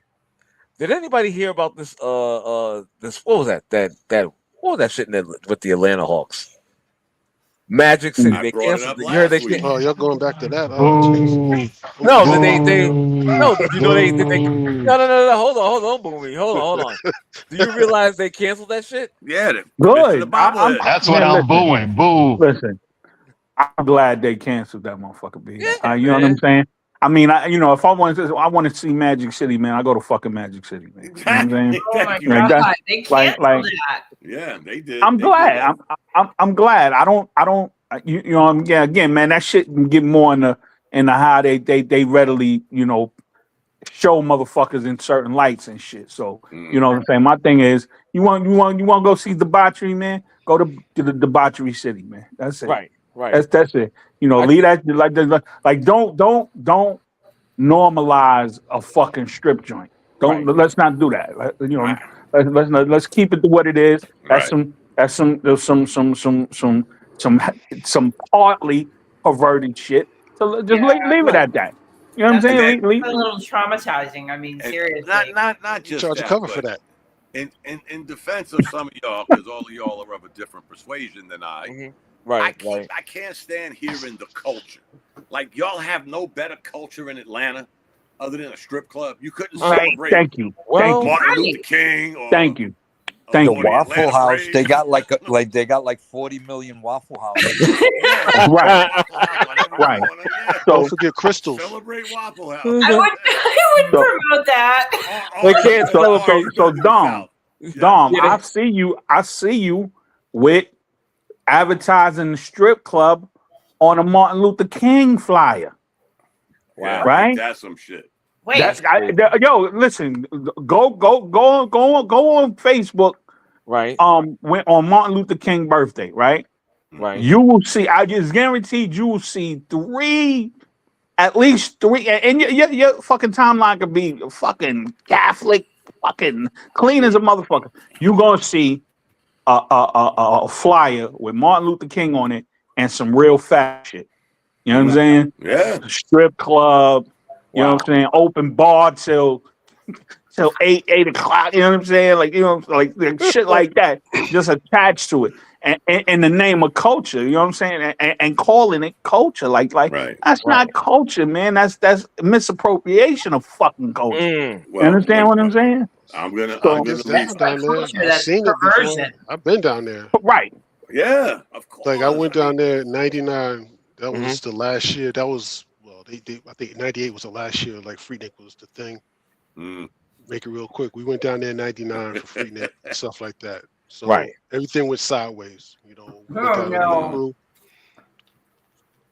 we got heated. My crew and the other half of the crew, so we got heated. So one of my cousins like, let's go out. So we go out to the spot. And this is when I was in my nightclub days. So I'm like, yo, man, I ain't really into that whole G thing nonsense. So he's like, yo, trust me, you don't like it, blah blah so and so. So Freaknik, that's April. That's around like the whole Easter time, all that nonsense, man. So you go in there, he was like, yeah. I was like, yeah. He's like, I guarantee you, dude. He was like, look, the cover was like $20. I'm like, 20, man. I go to clubs in New York City. I don't pay anything, man. What the hell are you talking about? Right. So he was like, yo, if you go in there for $20, yo, you don't like what you see, I'll give you back your money. You go in there, my cousin was like, yo, what's up? I'm like, whoa. I get my $20 worth, man. They were butt naked, man. It ain't like up here. Wow. Naked. Butt naked. And they ain't lying about the chicken wings. Right. And the chicken wings. Right. Lemon pepper wings. 100% buffet. On all of that. Breakfast buffet. They keep motherfuckers in there all night. He is 100% culture. On point. Yeah, but how can you when you have naked people in front of you? That's what I'm saying. It's not that hard. It ain't that hard. Florida, I'm just saying. no different. It's not that hard. Florida? Florida. Miami? I can't do it. No different. Not only Miami, but if you go to Tallahassee, Club Risque, open 24 hours. They got freaking showers because it's a truck stop while you're in there. Oh my God, a truck stop. They got breakfast. You can have breakfast and an STD land on your breakfast plate. I'll give you one more. He's losing his mind right now. This is a good one. So All right, so I used to be a phone tech, right? So I used to be Okay. a phone technician. And Right. we can after this, real quick. So we used to be a phone technician. So they hooked me up with an older guy. A guy actually is like the age I am at right now. So I was like probably like 29. So we finished the job. We out in the field. So it's like 11:45. He was, this is the last job, Right. He's like, you ready for lunch? I'm like, yeah, all right, man. So this is up here in Jersey. So I'm like, yeah, all right, man. He was like, so what do you, anything you particular? I'm like, nah, wherever you want to go, man. So guy takes me to the spot. He was like, yeah, man, just ride with me. So I rode with him in his van. We get to the spot. We go to some go-go club. It's in Jersey, man. I'm like, going there, like, it's 12 o'clock in the afternoon, man. This girl's throwing whiskey sours and stuff like that. He's going to get lap dances. And they're like, yo, they knew who he was. It was like Cheers. He walked in there. Exactly. Hey, Frank. They knew who he was. So this went on for like 2 days, man. So that third day, I was like, yo, Frank, man. I'm like, yo. He's like, I thought you like going to nightclubs. I go to nightclubs, man. I don't go to like it's 12 o'clock in the afternoon, night. Man. Exactly. And we still on the clock. We were on the clock. And you're on the clock? Yes. At lunch. All the more reason to go. Jesus, dude. I'm sorry. I'm sorry. I just can't. Sausage biscuits. Yo, I cannot. Biscuits and gravy and ass. Yo, nah. That's not gonna happen. I can't do that, man. No, I could never subscribe to that, man. I'm like, yo. But you would that because you weren't in that. Anywhere you go in the army, you can't go outside a military installation, right, and not find at least 5, 6, 7, 8 strip clubs, and they're open 24. Like Live said, they're open 24/7. You got funny story. My good friend Sergeant Walker, female, okay, gorgeous. She comes and gets me at work one day. She's getting ready to leave. She was going to Hawaii. We're in Texas. She said, Dom, let's go have lunch before I go. I bet. We go to this place. Again, you notice no windows. A door locked. She knocked on the door. And I saw the dude flip the eyepiece. Right there. She comes in. Her name was Vanita. V, come on. Oh, that's your boy. Let's sit down. The food's on us. I'm like, wow, this is cool. We're getting free lunch. Now, y'all know, you see the little flippy thing in New York, it's a drug spot, right? You put your money in, your weed. No, it wasn't that kind of party. Next thing you know, we go in the back. The shit is packed. Of course. Poles. I'm like, what the? And we're, again, like Ronan said, we're on the clock. The good thing about the Army, we never had a clock. Whenever you got back, you got back. But I'm sitting there, and she's knocking them back like shot after shot. I'm like, what the fuck? And she's a woman. And I'm like, I tapped on her shoulder. Yo, V, I got to get back to where, don't worry, Dom. I'm like, shit, it's like 2 o'clock. I'm going to get ready to have formation to go home. Tapped on her shoulder again. Yo, V, she drove. She was like, oh, okay, Dom, fuck it. I'm like, that was the last time. Well, she ended up leaving, but that was the last time I would have ever hung out with her ass. Serious. She was out of control and gorgeous. So she was a porn star on the side. No, she was a soldier. She was in the Army just like me. Wow. And she just like, and again, to Ronan's point and a lot of points, there's always good food. I'm sorry. I cannot imagine myself. See, let me tell you something about Ronan real quick, because that's your era was. Oh yeah, we can go anywhere with that guy and whatnot. Me, I know where I want to go. Damn, you're not going to take conservative, huh? Yeah, listen, you're not taking the. You're not going to lead me down the primrose road. No, you're not doing that. You're not doing that. Sorry, it's not going to happen. Off in front of the hospital. Nah, I don't care. What? Yeah, so again, I think I mentioned this before of how like the 2000s, like when the turn of the century came in, when Southern culture started becoming more prolific and whatnot, where it was advertised a little bit more. The club, the strip club is the club. The club that the South don't have, because shit closed so early. The South don't have like the 40/40 clubs, and you know what I'm saying, and the rooftops and the LQs and shit like that. They don't have 100. that kind of club in quotations, right? So they do have strip clubs, and those are the clubs, right? Women go to these clubs. You know what I'm saying? Multi-purpose club. Right. Yeah, absolutely. You know what I'm saying? You know, so it's easy to sit there and have you a plate of wings with some ass walking by. You know what I'm saying? Like my man Ab just said, yeah, titties and tater tots don't mix. Yeah, I agree, young man. I mean, again, you know what I'm saying? I'm a man. You know, okay. I'm not married. Okay. Right. I would love, right, and just I ain't got to touch nothing, right? I would love a Salisbury steak, right? Motherfucking Caesar salad, right? And some ass walking by. Thank you. You all right? You all right, love? Yeah, I'm all right, baby. Thank you. I appreciate it. You know what I'm saying? You give me some Kool-Aid if you up there. Give me some Kool-Aid. I'll be cool. And I'm good. I'm good. We ain't got to get into no private rooms. We ain't getting to get. I don't want no lap dance. Look. Let me just sit here and enjoy the motherfucker atmosphere. I've only done that maybe twice. Okay. Right. But again, I see the appeal. Again, Dom just said multi-fucking purpose, right? Because again, if you in the South, you're not, you know what I'm saying, to party any kind of way conventionally, you traveling 2 hours. Mm-hmm. That's not what a lot of people was doing, just to go dancing and get turned down by some chick that don't think you in her league and shit. You know what I'm saying? You know, a lot of people ain't doing that.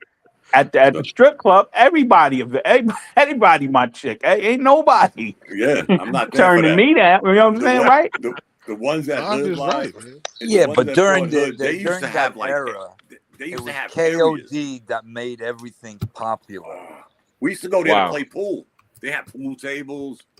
You know, they're swinging by you on the pool table. They had the 40-foot pole that they fly down from, like they're all firemen. Yeah. Jesus Christ. I've been down there. I feel bad because again, I was 18, 19 years old. I'm from New York. I didn't do shit like that when I was the levels of debauchery. Hey, right. It's bro, you know that was my middle name, man. Back in the 90s, and you know what? Live, I went to every nightclub in New York City, yo. I went to Germany. They were doing it in Frankfurt, Berlin. Oh yeah. No, I was in the red districts in France and Denmark. I was out there in Denmark, man. Like some of the places is really fucking crazy and shit. You know what I'm saying? They still do it in Amsterdam. Yeah, Amsterdam. I was there. I was in Amsterdam. I was there in Amsterdam too. Went to the weed shack. You know. Oh man, you gotta live. Legalized it in Connecticut. I was like, "No, I'm living, bro. I'm living. I don't have to worry about no goddamn ST." Nah, you ain't doing that. See, that's and that's what I'm saying. Like you, don't go there and lose your mind. Like that's what I'm saying. Like motherfuckers come home with all kind of, you know what I'm saying, lumps and bruises and shit because they go out there and lose their fucking mind. Yeah, right. Don't lose your mind. Huh? Boils and sores. Yeah, exactly. You know what I'm saying? Like, don't lose your mind. You know what I'm saying? Like, go out there and be a fucking tourist. You know what I'm saying? As much as I used to travel, I was on some real tourist shit because I was acting like I was about that shit. I like live is liver than a motherfucker. No, he not. Right. No, he not. I'm an observer out this motherfucker. I mean, again, I used to partake in the weed alleys. You know what I'm saying? Like I would go to the weed spots, you know what I'm saying? Okay. And I go crazy in there because I was just fuck it, you know what I'm saying? Like that's what I did. Right. But France has a particular red light district that'll make you throw up as soon as they describe it to you. You understand what I'm saying? Wow. There's an alleyway for each perversion. Yeah, Paris, right, exactly. Yep. There's an alleyway for each perversion. You know what I'm saying? So, right. And as long as you don't pick up a fucking phone or whatever the case may be, or a camera, but back then it was a camera, you can see kids, blondes, black, redhead, right? Men, you know, some shit like that. You could see your choice of perversion. Animals. Wow. Oh my God. You know what I'm saying? And when I blow went to your Paris, mind. when I went to Paris, when I left Paris, I was like, I better never hear nobody talk about how dirty New York is. Right. When I left France, the fucking gloves came off. Let me hear is you it really that New bad? York again. Nasty. Probably one of the nastiest Ugh. places I've ever been. Right. Really? Right. I thought it was rather like I never seen shit like that in the US. Put it like that. No. Wow. No. You know what I'm saying? Like I never Wow. seen shit like that in the US. And not that I was hunting for that shit, but I never seen no shit like that. Let me ask you something live. Is that today's Paris or is that No, this was probably got more. This was 98. Wow. Okay. Well, that's not that bad. You know what? No. Please, Ev, don't. Live note. You like Germany, for example. They have the areas where it's legal. First of all, yeah, all that shit is legal, right? And, do it now. And you're walking down the alley, and they're in these big glass windows. It's a room, and each one of them that's their workstation. Right. Yeah. They're sitting. I'm serious. No, I'm sorry. I don't know how else to put it. And they just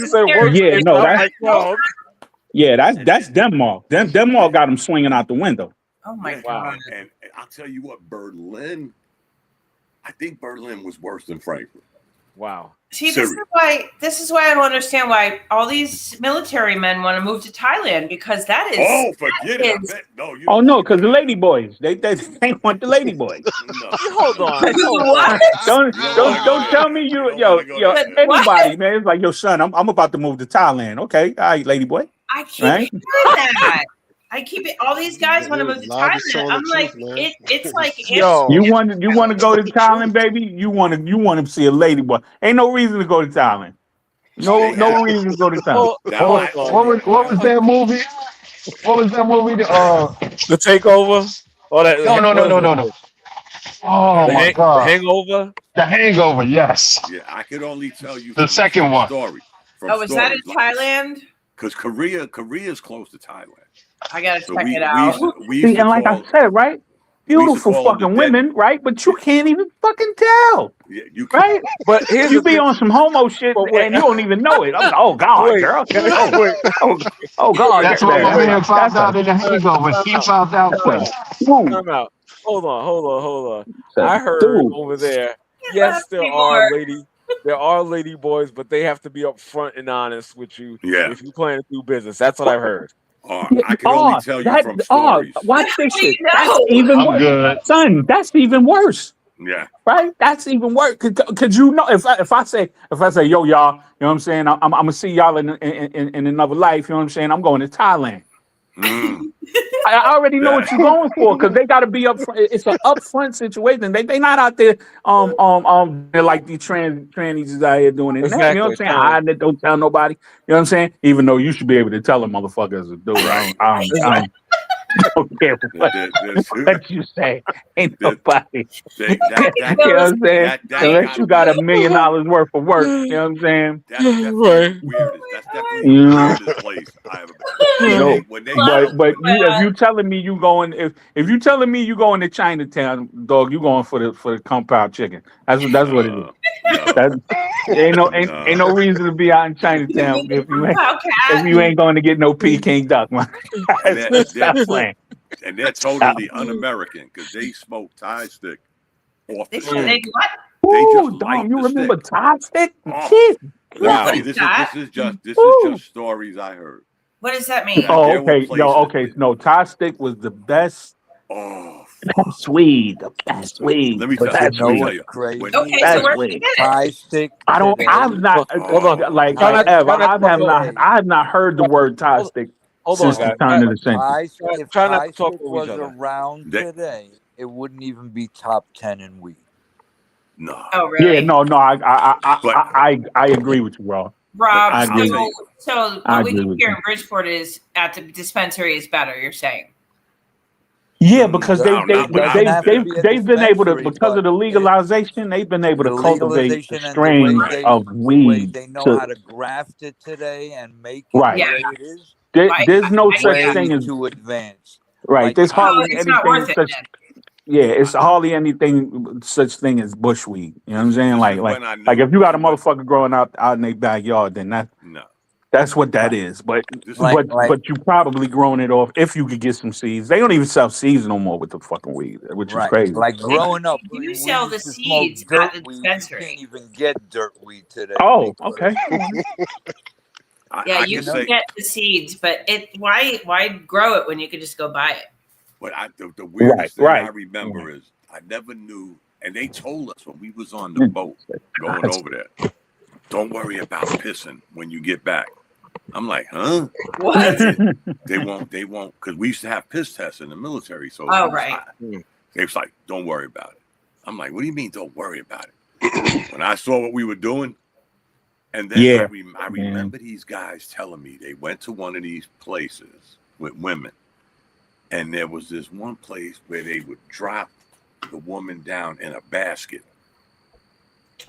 and you would ride the basket, and they would spin the basket. Oh, that's. I'm like, you motherfuckers are out of control. That's crazy. I don't even. That's crazy. And like wow, said, you couldn't take pictures. You mean like crazy. slap? Yeah. So motherfuckers is out there fucking baskets. Yeah.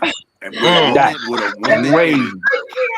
And that's crazy. Ladyboy basket. Damn, that's the crazy. shit reminded me, and I never been there. It reminded me of what our guys must have went through in Vietnam. Because they was I had fun, don't get me wrong, but I couldn't wait to get on that boat. You never knew what was going to be on the boat. We used to call them dead man boats. There could have been bodies on this shit. You just to a spot, and have at it. It's free, so fuck it. But when that boat was leaving to come back, man, I sat my ass in the corner. I'm so glad.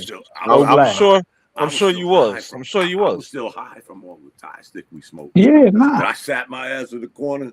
I'm like, I hope these motherfuckers told the truth and they don't piss us. Can I tell y'all a quick? They would have They wouldn't second infantry division. They'd have all been kicked out. So you know when you ain't that dude, right? When you confronted with some shit that you think other motherfuckers normalize, right? So I'm at the weed festival day, whatever, at in Washington Square, right? So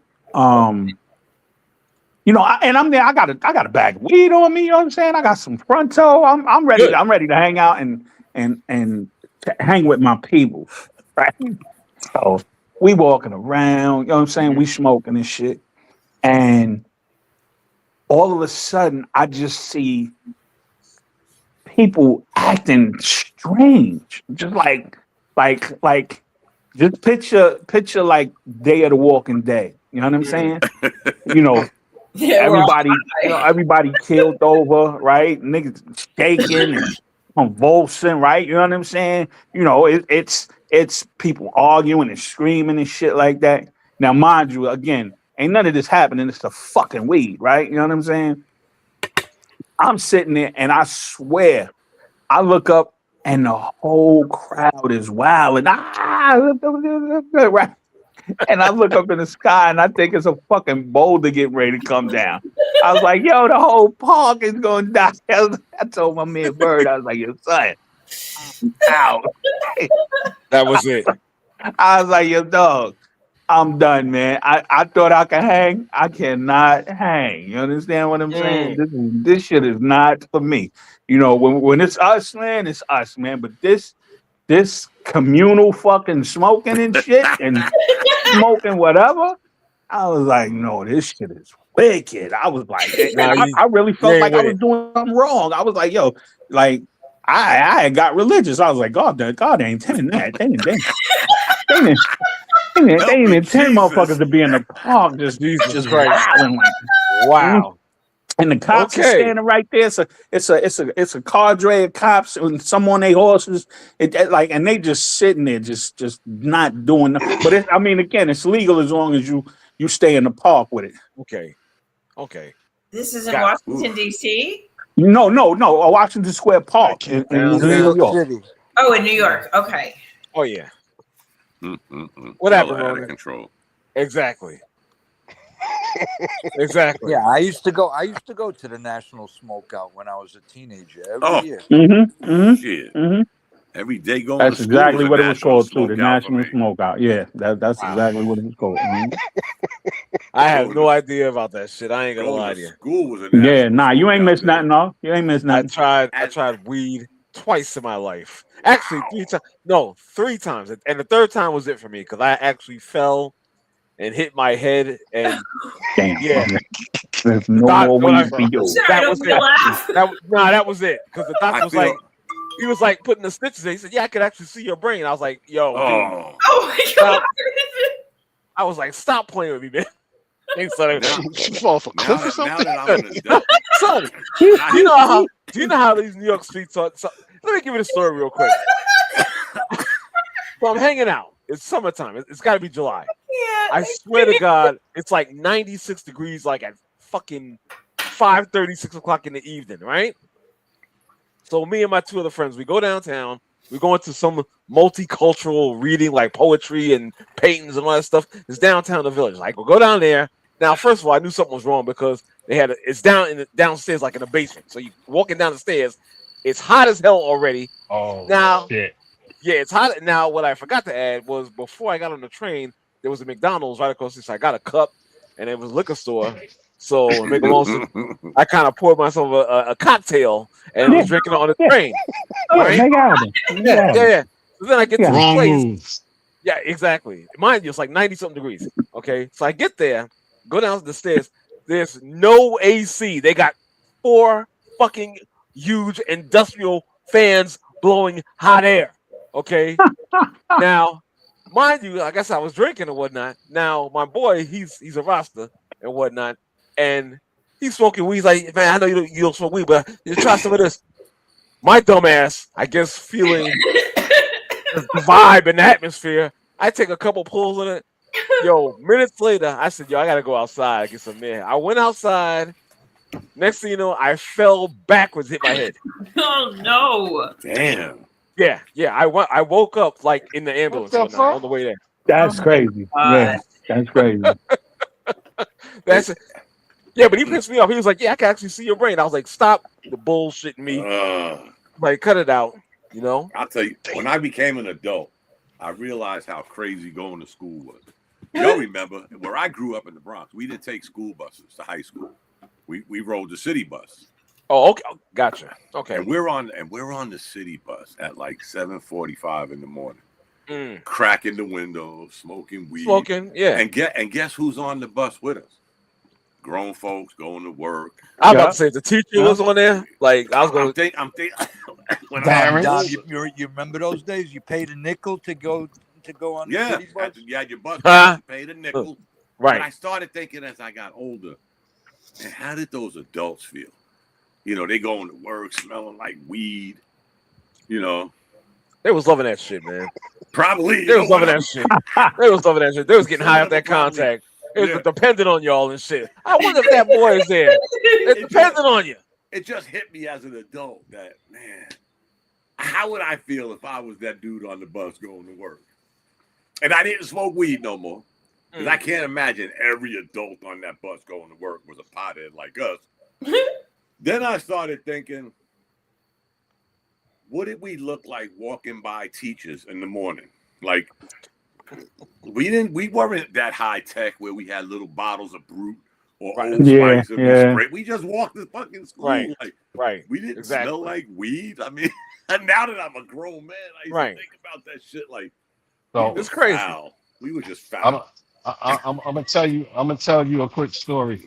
Okay. It's not really a story, but my fear was somebody might have been on that bus that knew my parents and saw me. Well, right. Man, you get that ass with him. That's how out of control we were, Reg. I never even thought of that. You get that ass with him. Yeah, you get that ass with him. And I had the fear of God. I'd rather let my father beat me than my mother beat me. That's how scared it was. That's that multi-kid shit. Exactly. And we used to jump out the back of the bus. We would open the emergency door when we got to our high school. Just open it. And at least we were polite, like, yo, the last one, close the door. And then the last guy off the bus would close it, hit that little tap on the bus. I'm like, again, we didn't think about it then. But it's funny though. Right, when you got older, you were like, man, that was some foul shit, man. Now, I'll tell you, I'm not, like I just said, I'm not a weed smoker. Oh, but drinking? Oh man, I didn't drink. Oh no, I drink. I'm not gonna lie to you. I hope I'm not you gonna drink kombucha. I'm not gonna lie to you. The first time I got drunk, I think I was 18 or 19, and I was living in a house in Queens, and the 40 ounce was the thing back then. And I had I had the St. old Ives. English. Nah, I'll tell you a quick story about St. Ives. I'll tell you a quick story after. I had the Old E, right? So I drank that shit. I had to climb up the stairs, not walk up the stairs to my room. I had to climb up the stairs to get to my room and pass out. The St. Ives was horrible because I had that, and I had the first version because St. Ives was called back for being too strong when it first came out.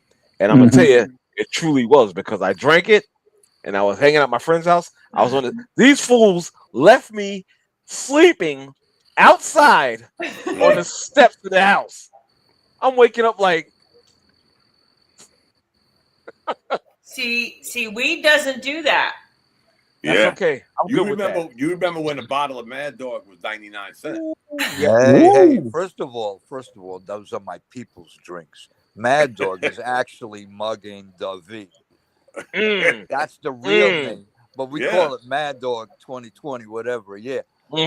But I'll tell you, I was in high school. My first that I remember first time being like blitzed. And we played another high school in basketball, and I was the guard. And we got there early, and somehow somebody in Connecticut knew where we can get liquor, and I got Coke 45. We had like Billy D. Williams, Coke 45s, and Kevin Smooth, Coke 45. Exactly. Judge, you're right, baby. And somebody passed me the ball, hit me in the face, knocked me out, and I was done. I was home for 4 days suspended. Rob, that was it for your drinking after that?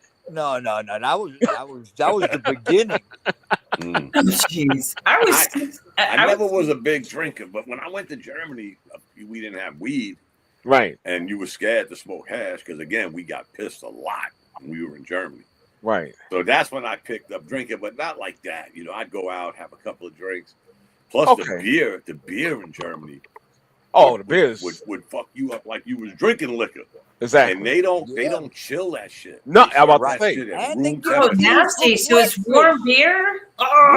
They give it to you for breakfast. Oh, that's gross. Yeah.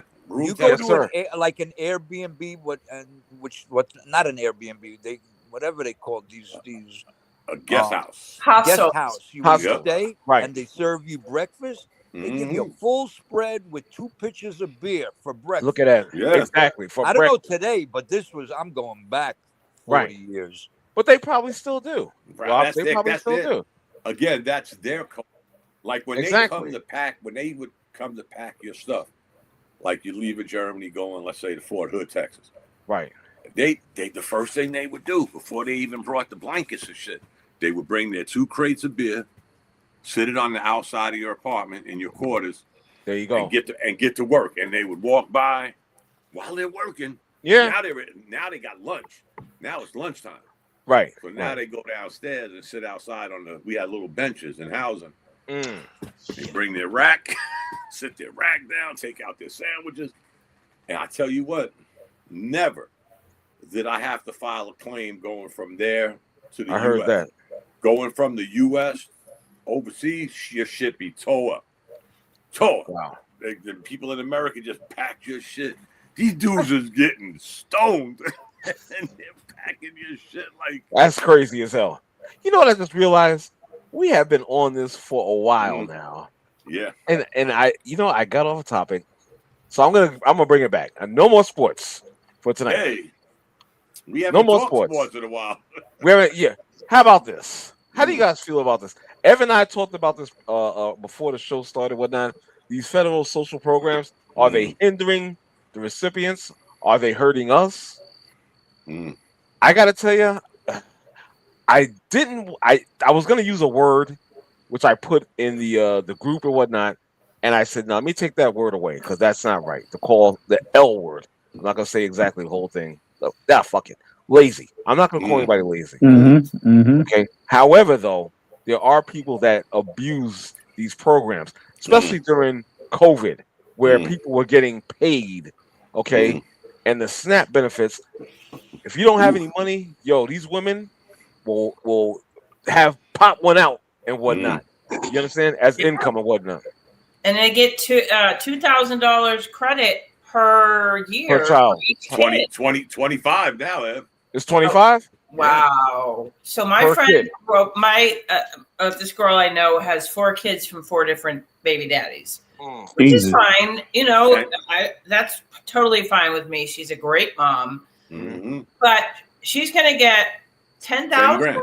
10 grand. 10,000 on top of what she would receive monthly. Right. Okay. Because if you're talking about a household of 6 with one mother and 5 children, that amounts to over $1,300 a month. That's crazy. I wish Dave was here, because again, I always go back to, we had this conversation once before. Right. Remember, Dave and his wife were doing bad. He was trying to get help. He couldn't get help, and then I would tell you the stories of going to visit my boy in the South Bronx when he worked there. There's BMWs, Mercedes, double park. You know, they drop these women. I don't know where my baby daddy is. I think it becomes, I don't want to say a crutch, but it's sort of. It is a crutch, and right. it It's becomes sort a of cycle. The word I'm looking for, Rob, is it's sort of like entrapment. Like I'm giving you something, so be happy with it. And they're basically giving you, again. Me and Dave had this conversation. Are you there? Right. They're giving you peanuts, but they have you in this position of vulnerability where it's. And again, guys, we all grew up in New York. I grew up in the Bronx. They're not giving you peanuts. You can get. I can. If you're a single mom with 2 kids, you can get in value up to $100,000 annually through social programs. What? I did this for a living. I work with people. I volunteer. I believe you. Yeah. But that's crazy. How the hell do they get 10 grand a month, Rob? It's not just that. They pay for your schooling, they pay for your clothes, they pay for your electric, they pay for your rent. Where is that money coming from? So when you pay $22 a month because you have Section 8 on a $2,000 apartment, when you say that's a lot of money. Yes, it is. So, and then you get your electric paid for, you get your taxi paid for because now you registered for school, you get your computer paid for, you get clothes paid for to go to school or to go look for a job to get off the program where you get more clothes. Right. I mean, I can give you a list of stuff that I can get you. Right. I don't know now. I haven't done it in 10 years, but when I lived in Jersey, I used to do this to help people because a lot of people just get on this SNAP welfare program and they don't know the other programs. And I will say this. This is the only thing I'm going to say about this. I don't care if it's 90% fraud and 90% a crutch, but if it helps 10% of the people, to me, it's worth it. That's all I'm saying. To that point, Rob, the only thing I always wished with this system is, one, it was designed to be a temporary fix, right? Where is the checks and balances? Right. Like, okay, I get it, but it's literally a quarter of 1% of our budget. But I'm not saying, but the point I'm getting at, Rob, is this system was designed to help you get on your feet, not to become a career enhancement program. And that's the one for generations. And I agree with you. And I can go into the racism part. That it's basically promoted that you don't need a baby daddy in the house, so to separate the families. I can go all over with it because I've seen it, and I've seen people 3 generations in. I was getting ready So to it's say a cycle. Yes, it is. It's a lot of people here. I knew people that when I joined the military, and I retired. That's almost 22 years. These same people were on the same system. Right. Wow. Right. And that's to my point I was trying to make is there's got to be some checks and balances because this program again was designed to help you get on your feet. It wasn't a career opportunity where you stay on this shit for 25, 26 years. We lent you a hand to get up, not to stay down. And that's the only part of that I just again. That's the only thing that I would give credit to Bill Clinton, because when he tried to run this workfare program instead of welfare program. So you want to get a check, you want to get SNAP, go volunteer in a library or do something, and they clock you. Right. And so you see how that would give people incentive to get off, because now you're not getting it for free. So now, why would I sit in a library or in a newspaper office and answer phones when I can actually get a real job? Right. That lasted 5 minutes. Right. Exactly. So, what I want to know, you see how I'm sorry. Go ahead. No, go ahead. Well, okay. So I just wanted to point out how you see how we stand on the side of the recipient, right, or the fraudulent person, or whoever the case may be, when we're not talking about the bureaucracy side and the motherfuckers who benefited from it the most, right? Because Rob would tell you, he just told you about motherfuckers get 100 G's a year, but that's doled out, like you said, it's 500 for this and 200 for that, and it's in increments, and it's not like you sitting there driving around in Jags, you know what I'm saying? You know, eating shrimp scampi and shit like that. It's a very doled out system where those fraudulent recipients is eking that shit out. You know what I'm saying? You know, right now we not talking about Brett Favre and other people who get millions, right? And write-offs, and we're not talking about the people who fill up the people who work and keep people on there because they need recipients. We need recipients, so we keep people on there. We find other things to keep you on there. And again, I'm not condoning the laziness, or I'm not even, I'm saying the whole shit is wrong. But there's another side to the baby mama thing. You understand what I'm saying? There's a whole another side to that, which is what they call that blue collar, right? I mean white collar. There's a white collar situation where it was like, Walmart literally made it into a system where they would hire you and pay you enough that you can still collect. Right. Yes, sir. But this is what I'm saying. Even to Live's point and to other points, my only thing is, where's the checks and balances? I don't care where the money's going. The money is going somewhere. we bitch about everything else in this country. So would it be wrong for R to say, hey, you know what? Where do we find a medium with this shit?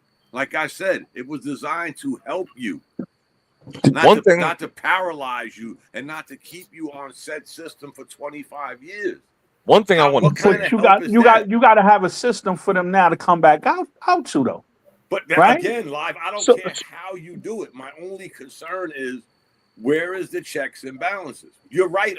Live, we can come up with a million scenarios. Mine's is just, if you at least had checks and balances, okay, with the checks and balances will come A, B, C, and D. You know what? Work programs. We talk about giving people coming out of prison another step, a fair shake. They got to be this and that because we want them to be productive, but you're leaving people on a system for 20 years. Right. One thing I want to say, honestly, is the other side of this is, as a person that goes to work 4 or 5 times during the week or whatnot, as a citizen, taxpaying citizen, what do I get? How come I'm left out? What can I get from this? Nothing. Where's yours? Yeah, but you're stuck in the middle. So exactly because the poorest get and the richest get. Because see, this is the issue that we always talk about, and I hate when politics becomes about welfare, because like I said, it's 1/4%. These social programs for poor people is 1/4%. But we never talk about the social programs for these wealthy companies that get bailed out, like the banks when they failed during Bush and Obama, Case in point. That's social program too, and that's billions versus pennies. There's a farmer down here who was making over $500,000 a year on government subsidies. All right, you know what I'm saying? Through his land, soil bank, through subsidizing his machinery.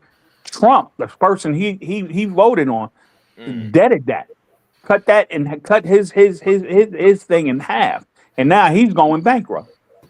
You understand what I'm saying? It's not always what we think is it's these other things that fall under the flag of welfare, right? All of these subsidized things and all of these you know what I'm saying? Well, fuck it, I'll call it a handout. You understand what I'm saying? Because because if you sitting there with $250,000 worth of shit, you understand what I'm saying? How am I now going to the government and I'm able to get 300,000 more? That's right? We not calling that welfare. We not like why are we not calling that a handout? Because I think in that case, somebody, whether we like it or not, somebody is still producing something. They might be getting a subsidy, but they are still producing something. It goes back to like what everybody's complaining about now with the price of gas, right? We're all up in arms. We'll forget how much gas was under somebody else, and we'll forget that somebody else pushed the gas shit to the side because they tried to push the EV vehicles on us, and now they're trying to give away electric vehicles. And again, somebody benefited from this shit. Somebody was getting subsidies to pimp these electric vehicles that are now sitting where you could probably get them for as much as a damn regular car. And that's the kind of shit I'm talking about. Exactly. Right. And it's funny you say that. They got all this get out of jail free money because somebody, again, it's political, whether we like it or not. Depending on who's there, you'll take whatever side you want. Of course. But in that case, these dudes was making billions in these subsidies for these electric cars, and they don't do shit. There's a company in Connecticut called Green Connecticut. Oh, okay. Boy. I went to a seminar and I was paid $150 to sit and watch it. And it was they were they wanted to know places to put electric vehicle charging stations. Oh, right. And they were all hyping the electric vehicles, and it went nowhere. And they really have one outside my building here, and I live in I'm not in any fancy place, so I just don't understand. I don't think they thought this out good enough. I will give some credit to when they did the hybrid. We should have stuck to that. We should have concentrated on that. Half gas, half electric. The hybrid. Right. Yeah. Then they come up with this full electric. But did they really think this out? Like, again, for somebody like you and Ronan, who lives in Philly. Yes. You, who live in New York City. Where were they putting all these charging stations? Right. They're still trying to find places to be. Right. Where were they going to put these charging stations, guys? So and that's a good point that you said about them not really thinking it's true. Go ahead, no. All right, but So I just wanted to jump in real quick because 10 years ago, Harris Teeter was given, because of this green deal that was going on, they were given $1 million per store that they built the roof of the store, planted trees and gardens and whatever. Nobody uses it. It's just there because they made $1 million and fixed and sturdied up the roof. Right. And for whatever it was, $100,000, paid a gardener $50,000, then they pocketed $850,000 per store. Wow. They did it for 10 of them.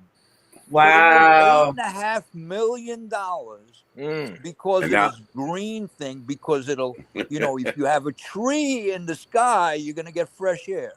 Right. And now they all got green metal roofs. Right. All the Exactly. Harris got green metal roofs now.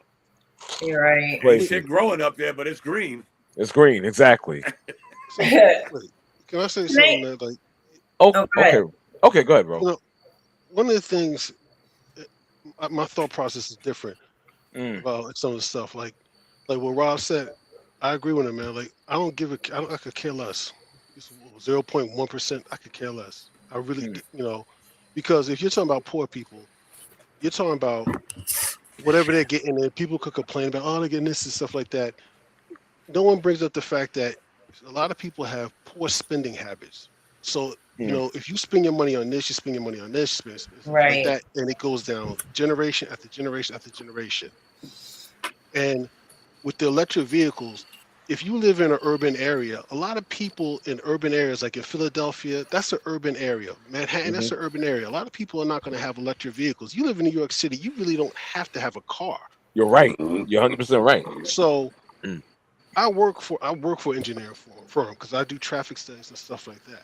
Okay. And this is just observation because I don't do opinions. It's just observations. I look at something, I look at it, and I just give an observation of it. And there's certain things, man. I think with people in general, I could say the United States and stuff like that. People are fighting the future, and sometimes eventually it's gonna get to the point. If you watch Star Trek, you watch all these different movies, Star Trek, Star Wars, all stuff like that. There's no money in space. Everything is done through transactions, electronic transfers, transactions, stuff like that. You got microchips in your pets, all the stuff like that. Yes, so there's going to come a point. And again, man, like I went to school for, believe it or not, I played football, man. I wanted to be a paleontologist. Believe it or not. Wow. Okay. And there's going to come a point where technology is getting to the point where oil is going to be obsolete in some form or fashion in the future. I hate to say it, well, people don't want to believe it, but it's true. I agree. Because if people don't get on board with the future, if you want to be stuck in a rut in this specific spot, you're going to get left behind. Because they're doing things now with technology. They're doing things where cybernetics are going to be a part of, where you're going to have cybernetic limbs for someone who got a leg got cut off or whatever, got blown up, something like that. You'll have a cybernetic limb or arm, or they're going to replace your spine, or they're going to start putting they're already doing that now, putting microchips in your brain so your brain can process information faster. Wow. They're going to find out ways to aging. When you look at aging is the cellular structure is faulty. It starts to break down. That's why you start to age. They're going to reverse that. Where people will start to live longer. And as far as the money, and you got people making billions of dollars, and no one's complaining about the fact these people making billions of dollars. And even that, well, Rob said that they build these spaces, and these are nice spaces, but a lot of people don't want to partake in it. Like me, I like to read. I wouldn't have a problem like go sit down in the park and read or something like that. My wife loves being outdoors. But people don't really appreciate it. People don't like to come outside their comfort zone. No. And I think not just here, I think, as far as like when it comes to technology and money, how money is spent and stuff like that, there's a whole bunch of different things, man. Like you got to get rid of, like, for instance, man, I wish I could get insider trades. So I don't have to work anymore. These dudes are making money. They can get in politics and they can make money. Go in there, making $100,000 a year, get all these inside trader tips, and next thing you know, they walk out of there, 2-3, they could do 2 terms or whatever like that, and they're $5 million ahead. Right. I don't get that. If I do it, I'll go to jail. Anyone else gets a tip, we're going to jail. Yep. Yep. And there's a lot of things. Are they teaching? I mean, I was unemployed before, man. I went to all these different classes and stuff like that. I was a phone technician. They take me classes. I'm like, all right, you have nothing here, a class that fits what I need to do. And then are you giving people proper training for these classes? You can't send someone to learn Python and they're not even computer literate. Right. So that they have to have proper training programs to teach people this and that. And a lot of people can't do it. I mean, just some people are not going to be able to do it. Some people like doing HVAC work. Some people like being cable installers. Right. So I'm sorry to cut you off, brother. I'm sorry. I don't know why I just did that. Go ahead, continue. No, go ahead, Live. Yeah. So this just goes more into how society guides us, right? The ability to live on social programs is truthfully keyed into where you want what mass to go to. To the brother point is why am I going to since it like in public school, right? We should be learning coding at grade 4, 5, right? We should be learning cybernetics and electronics and whatever's popping off right now. We should be learning that in these early grades. You know what I'm saying? And the age where we become well-bodied human beings. That's start of high school. We should be learning grown-up shit. How to sustain ourselves as a grown person, right? But society doesn't guide us into that, right? We still being guided in the textile shit and minor trades and shit, trades that don't meet the economic needs of where you at. If you in New York, how much you need to function a year? You need to be making 80, 90, 100,000 a year just to live in New York, right? And then you look at the medium or the average person being what, 30 something, right? And that's unemployed. You know what I'm saying? And, so it's crazy. It's and me and Dawn was talking about this the other day, man. You actually open up your eyes and see how much shit we walk into just blindly, not paying attention what the ramifications of it really is. You opening a box of motherfucking Cheerios and shit, and it's modified, it's surgically modified or whatever the fuck, you know what I'm saying? You just trying to eat some motherfucking cereal, you know what I'm saying? Right? So it's those kind of things where we, you know what I'm saying, have to go, what is the purpose of guiding the masses away from cybernetics, right?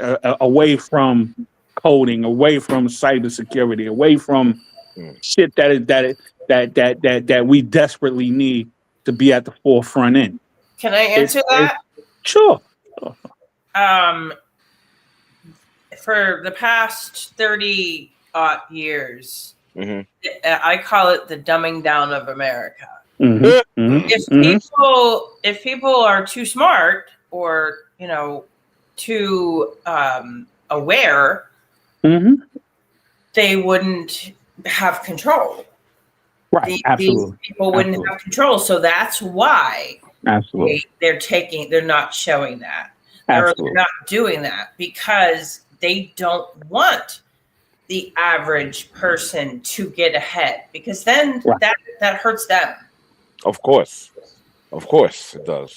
Maybe I live in too much of a bubble, and again, I didn't have a lot of the luxuries of others, and again, I chose my own path. But I think, to my point of that, is we got to learn how to choose our path and stick to it, because guess what?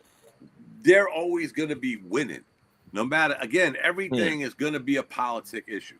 So whoever's feeding you this shit but ain't coming through with this shit, I still put you at the forefront of this shit, because we have to take charge. I heard Ronan and Hollop last week. And again, coming from that culture of doing for ourselves, doing that shit should be for everybody. We will sit here and complain. I don't give a shit who's in office. We will sit here and complain about not trusting the government, but then trust their asses to take care of you, or to do for you, or to, like Live said, to create programs for you. We got more homeless people in one state in this country than some countries have totally in their whole country. That's sad. And what did we say? Again, I always go back to conversations we had. I don't know if Ronan was with us when Mac was still alive, and they was trying to sue the city of New York for not providing hotels for the immigrants they was pushing to the city. But meanwhile, y'all had 64,000 homeless people before that shit that nobody sued. Nobody took them off the train. Nobody took them from under the bridge to find somewhere to live. This is the same government that will sit and say they should do. I can't live like that, guys. I'm sorry. I learned to, if nothing else, I have one responsibility in life right now. I lost a son, and my other son is grown. So my total responsibility from now till the day I die is one person, my wife. That's it. I ain't depending on nobody. I ain't asking nobody. Again, maybe I got too comfortable, but at least I'm comfortable where I don't have to depend on this bullshit and go back and forth with what side I pick, what color I wear, what, Exactly. Now, again, we're all human. There's sides, especially, there's certain sides of politics that I just can't listen to no more because I've heard the shit for so long that I'm like, that's why I got to where I'm at, where I said, you know what, Dom? If me and R don't do this shit, who's gonna do it for me? And there we sit. We'll go around the mulberry bush with all of these great ideas everybody brought up. Somebody's gonna block it. They're gonna say, we really don't need that. Or to Rob's point, I just looked it up. That 1% of social program, that shit's well out of the ballpark now. That shit is 24% of the annual budget, anywhere from 1.7 trillion to 2.7 trillion dollars a year. Wow. That's how fast that's grown since the numbers Rob gave. Wow. Is that since COVID? We'll sit back yeah, but hold on. We're talking about the entirety of it. So that's, for the U.S. Let me just say this, Rob. U.S. federal government spends over $3 trillion annually on social programs. Now, you could break them social programs down however you want. Right. Medicaid, no, and I agree with you. I agree Section with 8, you, but whatever. That's a lot of money. It is. And I'm just talking on the poor part aspect. That's where I come from. And that's why I said it earlier. You think we're spending $3 trillion to house the homeless? To house veterans? No, we ain't doing that shit. Listen, we used to have that. We used to have the SROs, and then these states took it away and gave it to immigrants. I'm sorry to say, we used to have single room. Don't be sorry, y'all. Don't be sorry. So basically, all of it. People get offended when I say stuff like that, but it's the truth. Right. So let me ask you, Rob, the basic idea of all of these programs is so these billionaires can make money. No, I'm not going to say that because that's another statement that I think it's a system that caters. It doesn't matter who's in office. It really doesn't. You just work with who you got. That's the way it is. It doesn't matter if it's like a company. Doesn't matter if your CEO changes but you just work in that system. Some programs work better when one CEO's in office. Other programs work better when another CEO's in office. The only program that I said that makes me, kind of like stick with it is I don't care if you're helping the poor, like SNAP, Medicaid, and so on and so forth. If 90% is fraud and it's helping 10% of the people that really need it, I'm good with it because those 10% really need the help. If you want to fix the system, then go after the 90%. But that's not going to happen. But if you shut down the system, then those 10% suffer. I don't think it's more of a great example, ladies and gentlemen. Walmart's annual revenue is probably like $700-something billion. Wow. It damn near took a gun to their head to raise their minimum salary from $725. Wow. At $713 billion a year. It took a gun to your head to say, hey, you got to pay these people more than $725. Right. Really? They were paying indictment on wealthy for people. that little? Wealthy people. One thing I learned about being about wealthy people are psychopaths. Yes. I didn't think to become wealthy, you have to be a psychopath. You got to be willing to do anything, step over anyone, cut anyone's throat to get to where you are. Yep. And they are not willing to share a dime of it with anyone. Right. Fuck a dime, a damn nickel. Exactly.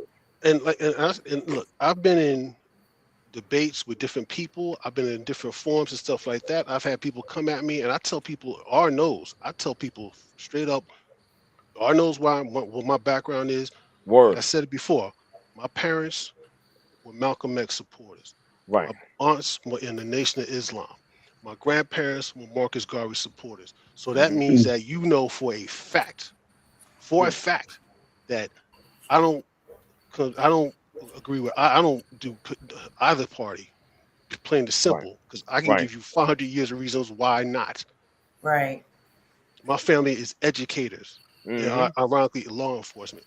But if you look at how everything is structured, you shouldn't, in a country like this, first of all, man, if you have stadiums, like for instance, I got into some debate right out here. Now, this is before I even moved. Well, yeah, it's even before I moved to Pennsylvania.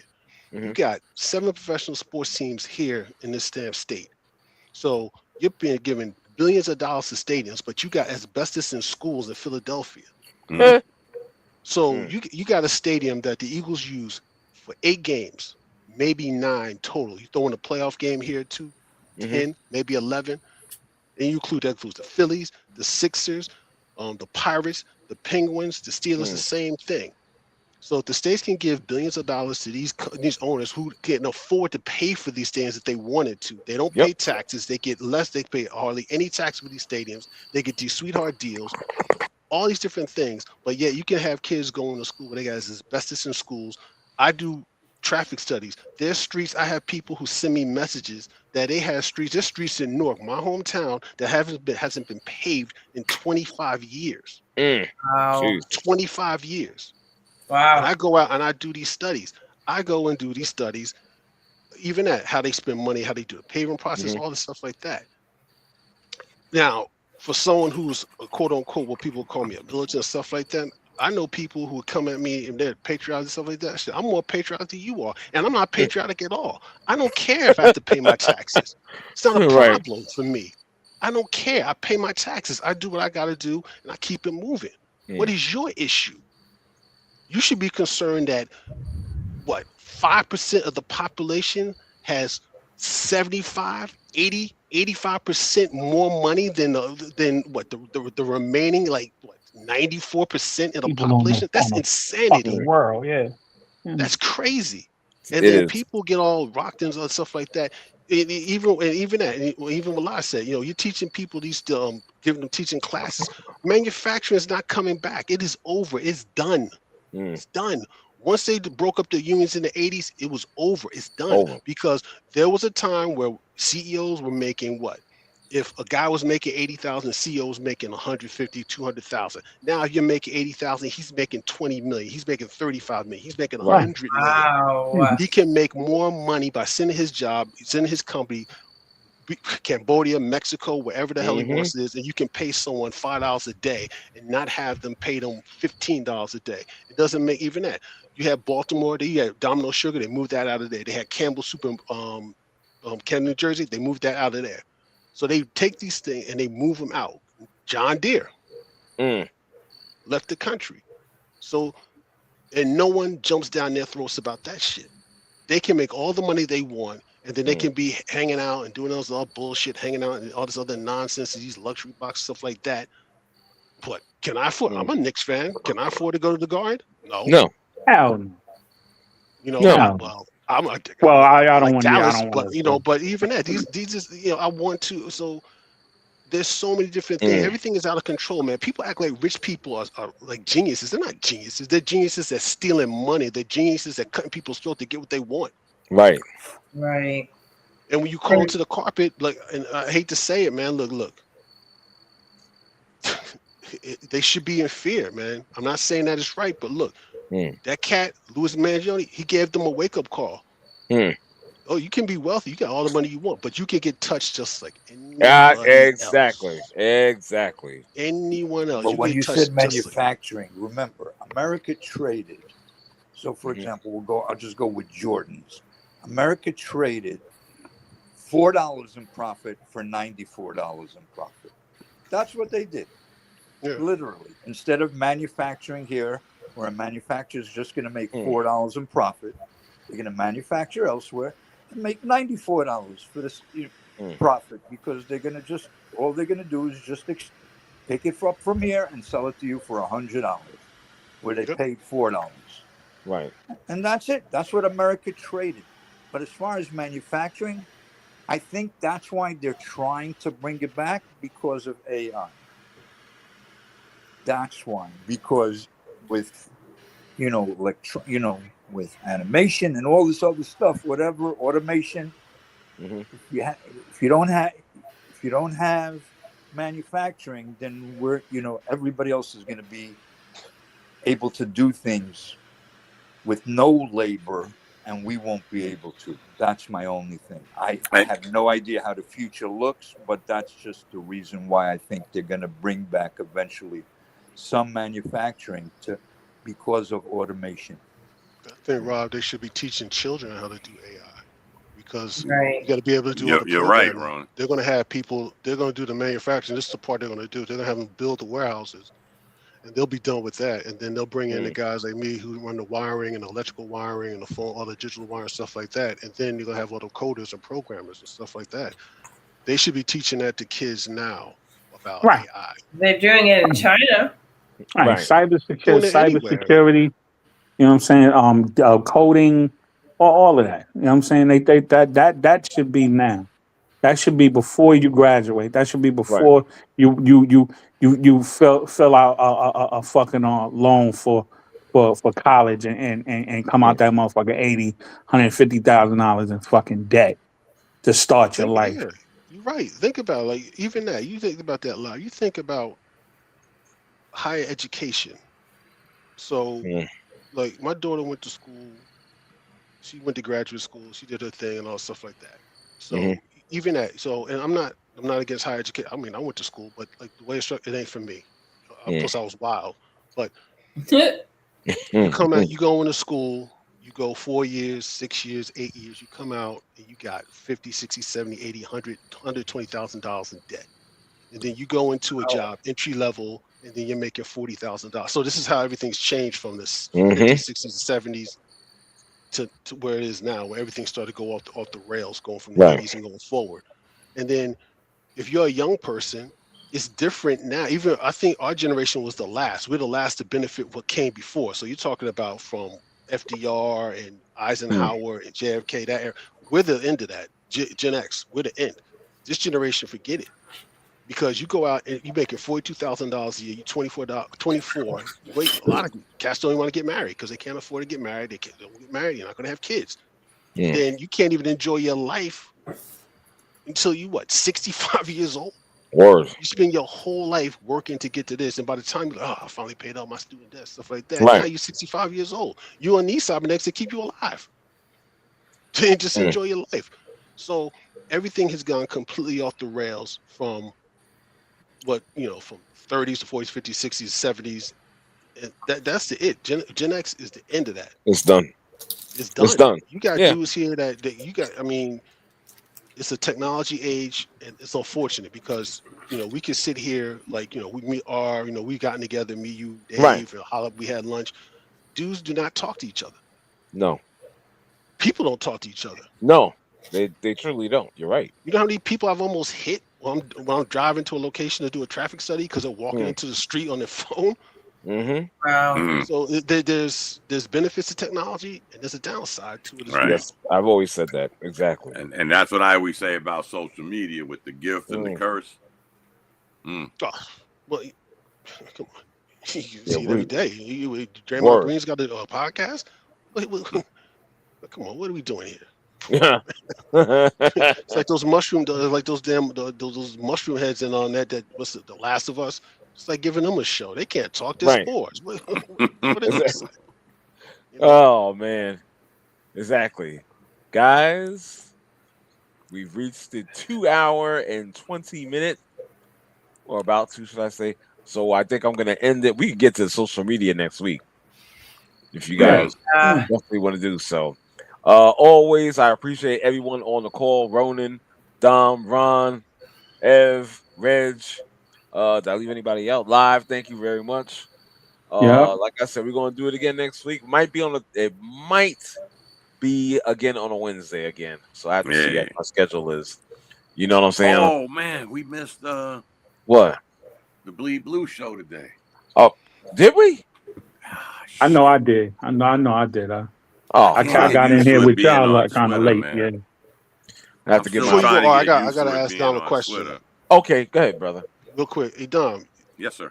Have you ever called in? I hate this show, but you ever called in that show on SiriusXM NBA Radio with Frank Isola and what's his name? Scalabrini. Yeah. Because I could have swore there was one day, I don't know when it was. I was driving to work one day. I'm like, it's like, I was a thinker. I said, this guy sounds like Dom and shit, man. Like, I never told you the story, Ronan. Nah. Okay. I just heard one day. I just heard a guy. I was like, before we go, I used to. They tried to use my voice for doing promos, but long story short, it must have been, I don't know, years ago. I joined the Army, and my mother used to send me the daily news sports section when I was in Germany. Fast forward 20-something years later, I'm retired, and I call, what is it called? The starting lineup on Sirius XM. And I'm talking, and Frank Isola interrupts and says, "Was you ever in the military?" I said, "Yeah, I retired." He said, "Was you in Germany?" I said, "Yeah." He said, "Was your mother's name Lucille?" I told R and them the story. I said, "Yeah." He said, "Wow. Your mother used to call, and we would mail her the sports section to send to you in Germany. And then I told your mother, hey, I'll take care of it." And again, now you fast forward 20 years, he puts this story together, Ronan, and now I'll get, text messages if I want to chime in on a subject they're talking about in the NBA. And they tried to get me because I came up with this phrase. If you listen to them, they say the first place to talk hoops is on the starting lineup. Well, one day I was joking with them. I said, "Man, y'all need to change that. It should be the only place to talk hoops." They said, hold up. Say that again. We're going to record it. And they started actually using this shit free of charge now. They ain't paying me for this. And that, again, that's how me and Frank became. And I know a lot of people don't like him, but, when he brought that shit up, man, I was like, I used to. Bishop is the one that brought it up one time. He was telling Arden, "Oh, this guy's a celebrity." And I hardly ever call Ronan. They will text me. Frank will text me and say, "Hey, Don, we're talking about the Knicks, blah, blah, blah." And that's I don't do it too often no more because, I really don't got nothing to talk about. The NBA is fucking whack as shit. I mean, I don't want to get on there every day and be the Debbie Downer. But you should. Yeah, thank you, Rob. I get like before we go, I had to tell them the other day they was talking about Golden State, and I don't know if it was Scal or one of the fill-ins. Well, I like for somebody to call and tell me how many championships the Warriors would have won without Draymond Green. I'm like, what the fuck? Wow. Shit. See again, Ronan. That's the kind of shit that I wouldn't even waste my time talking about. Really? Okay. But anyway, yes, but I do call every now and then. But yeah, he's a good dude. I don't like Scal. He's too into himself and money and yeah, he's a trip. Well, I never met an Italian with red hair. Yeah, exactly. Oh shit! Maybe choking my beard. I am Italian, and R will meet me next week. Are you okay? I'll be down there. You all right, buddy? Oh shit! Put your Yeah, it caught me off guard, man. Hold your arms up. Hold your arms I gotta up, use that shit. I gotta use yeah, that. well, it's a fact. Yes, I'm Put just your arms up saying, in guys. the air. I am Oh Italian. shit! Yeah. Oh man, I Nobody gotta in my use that family shit. got red hair. That's all right. Too much. All right, guys. All right, All right. Have a good Thank week. you all. Have a great weekend. All right. Have a great All right. All week. right, peace, Thank you, everybody. guys. Bye-bye.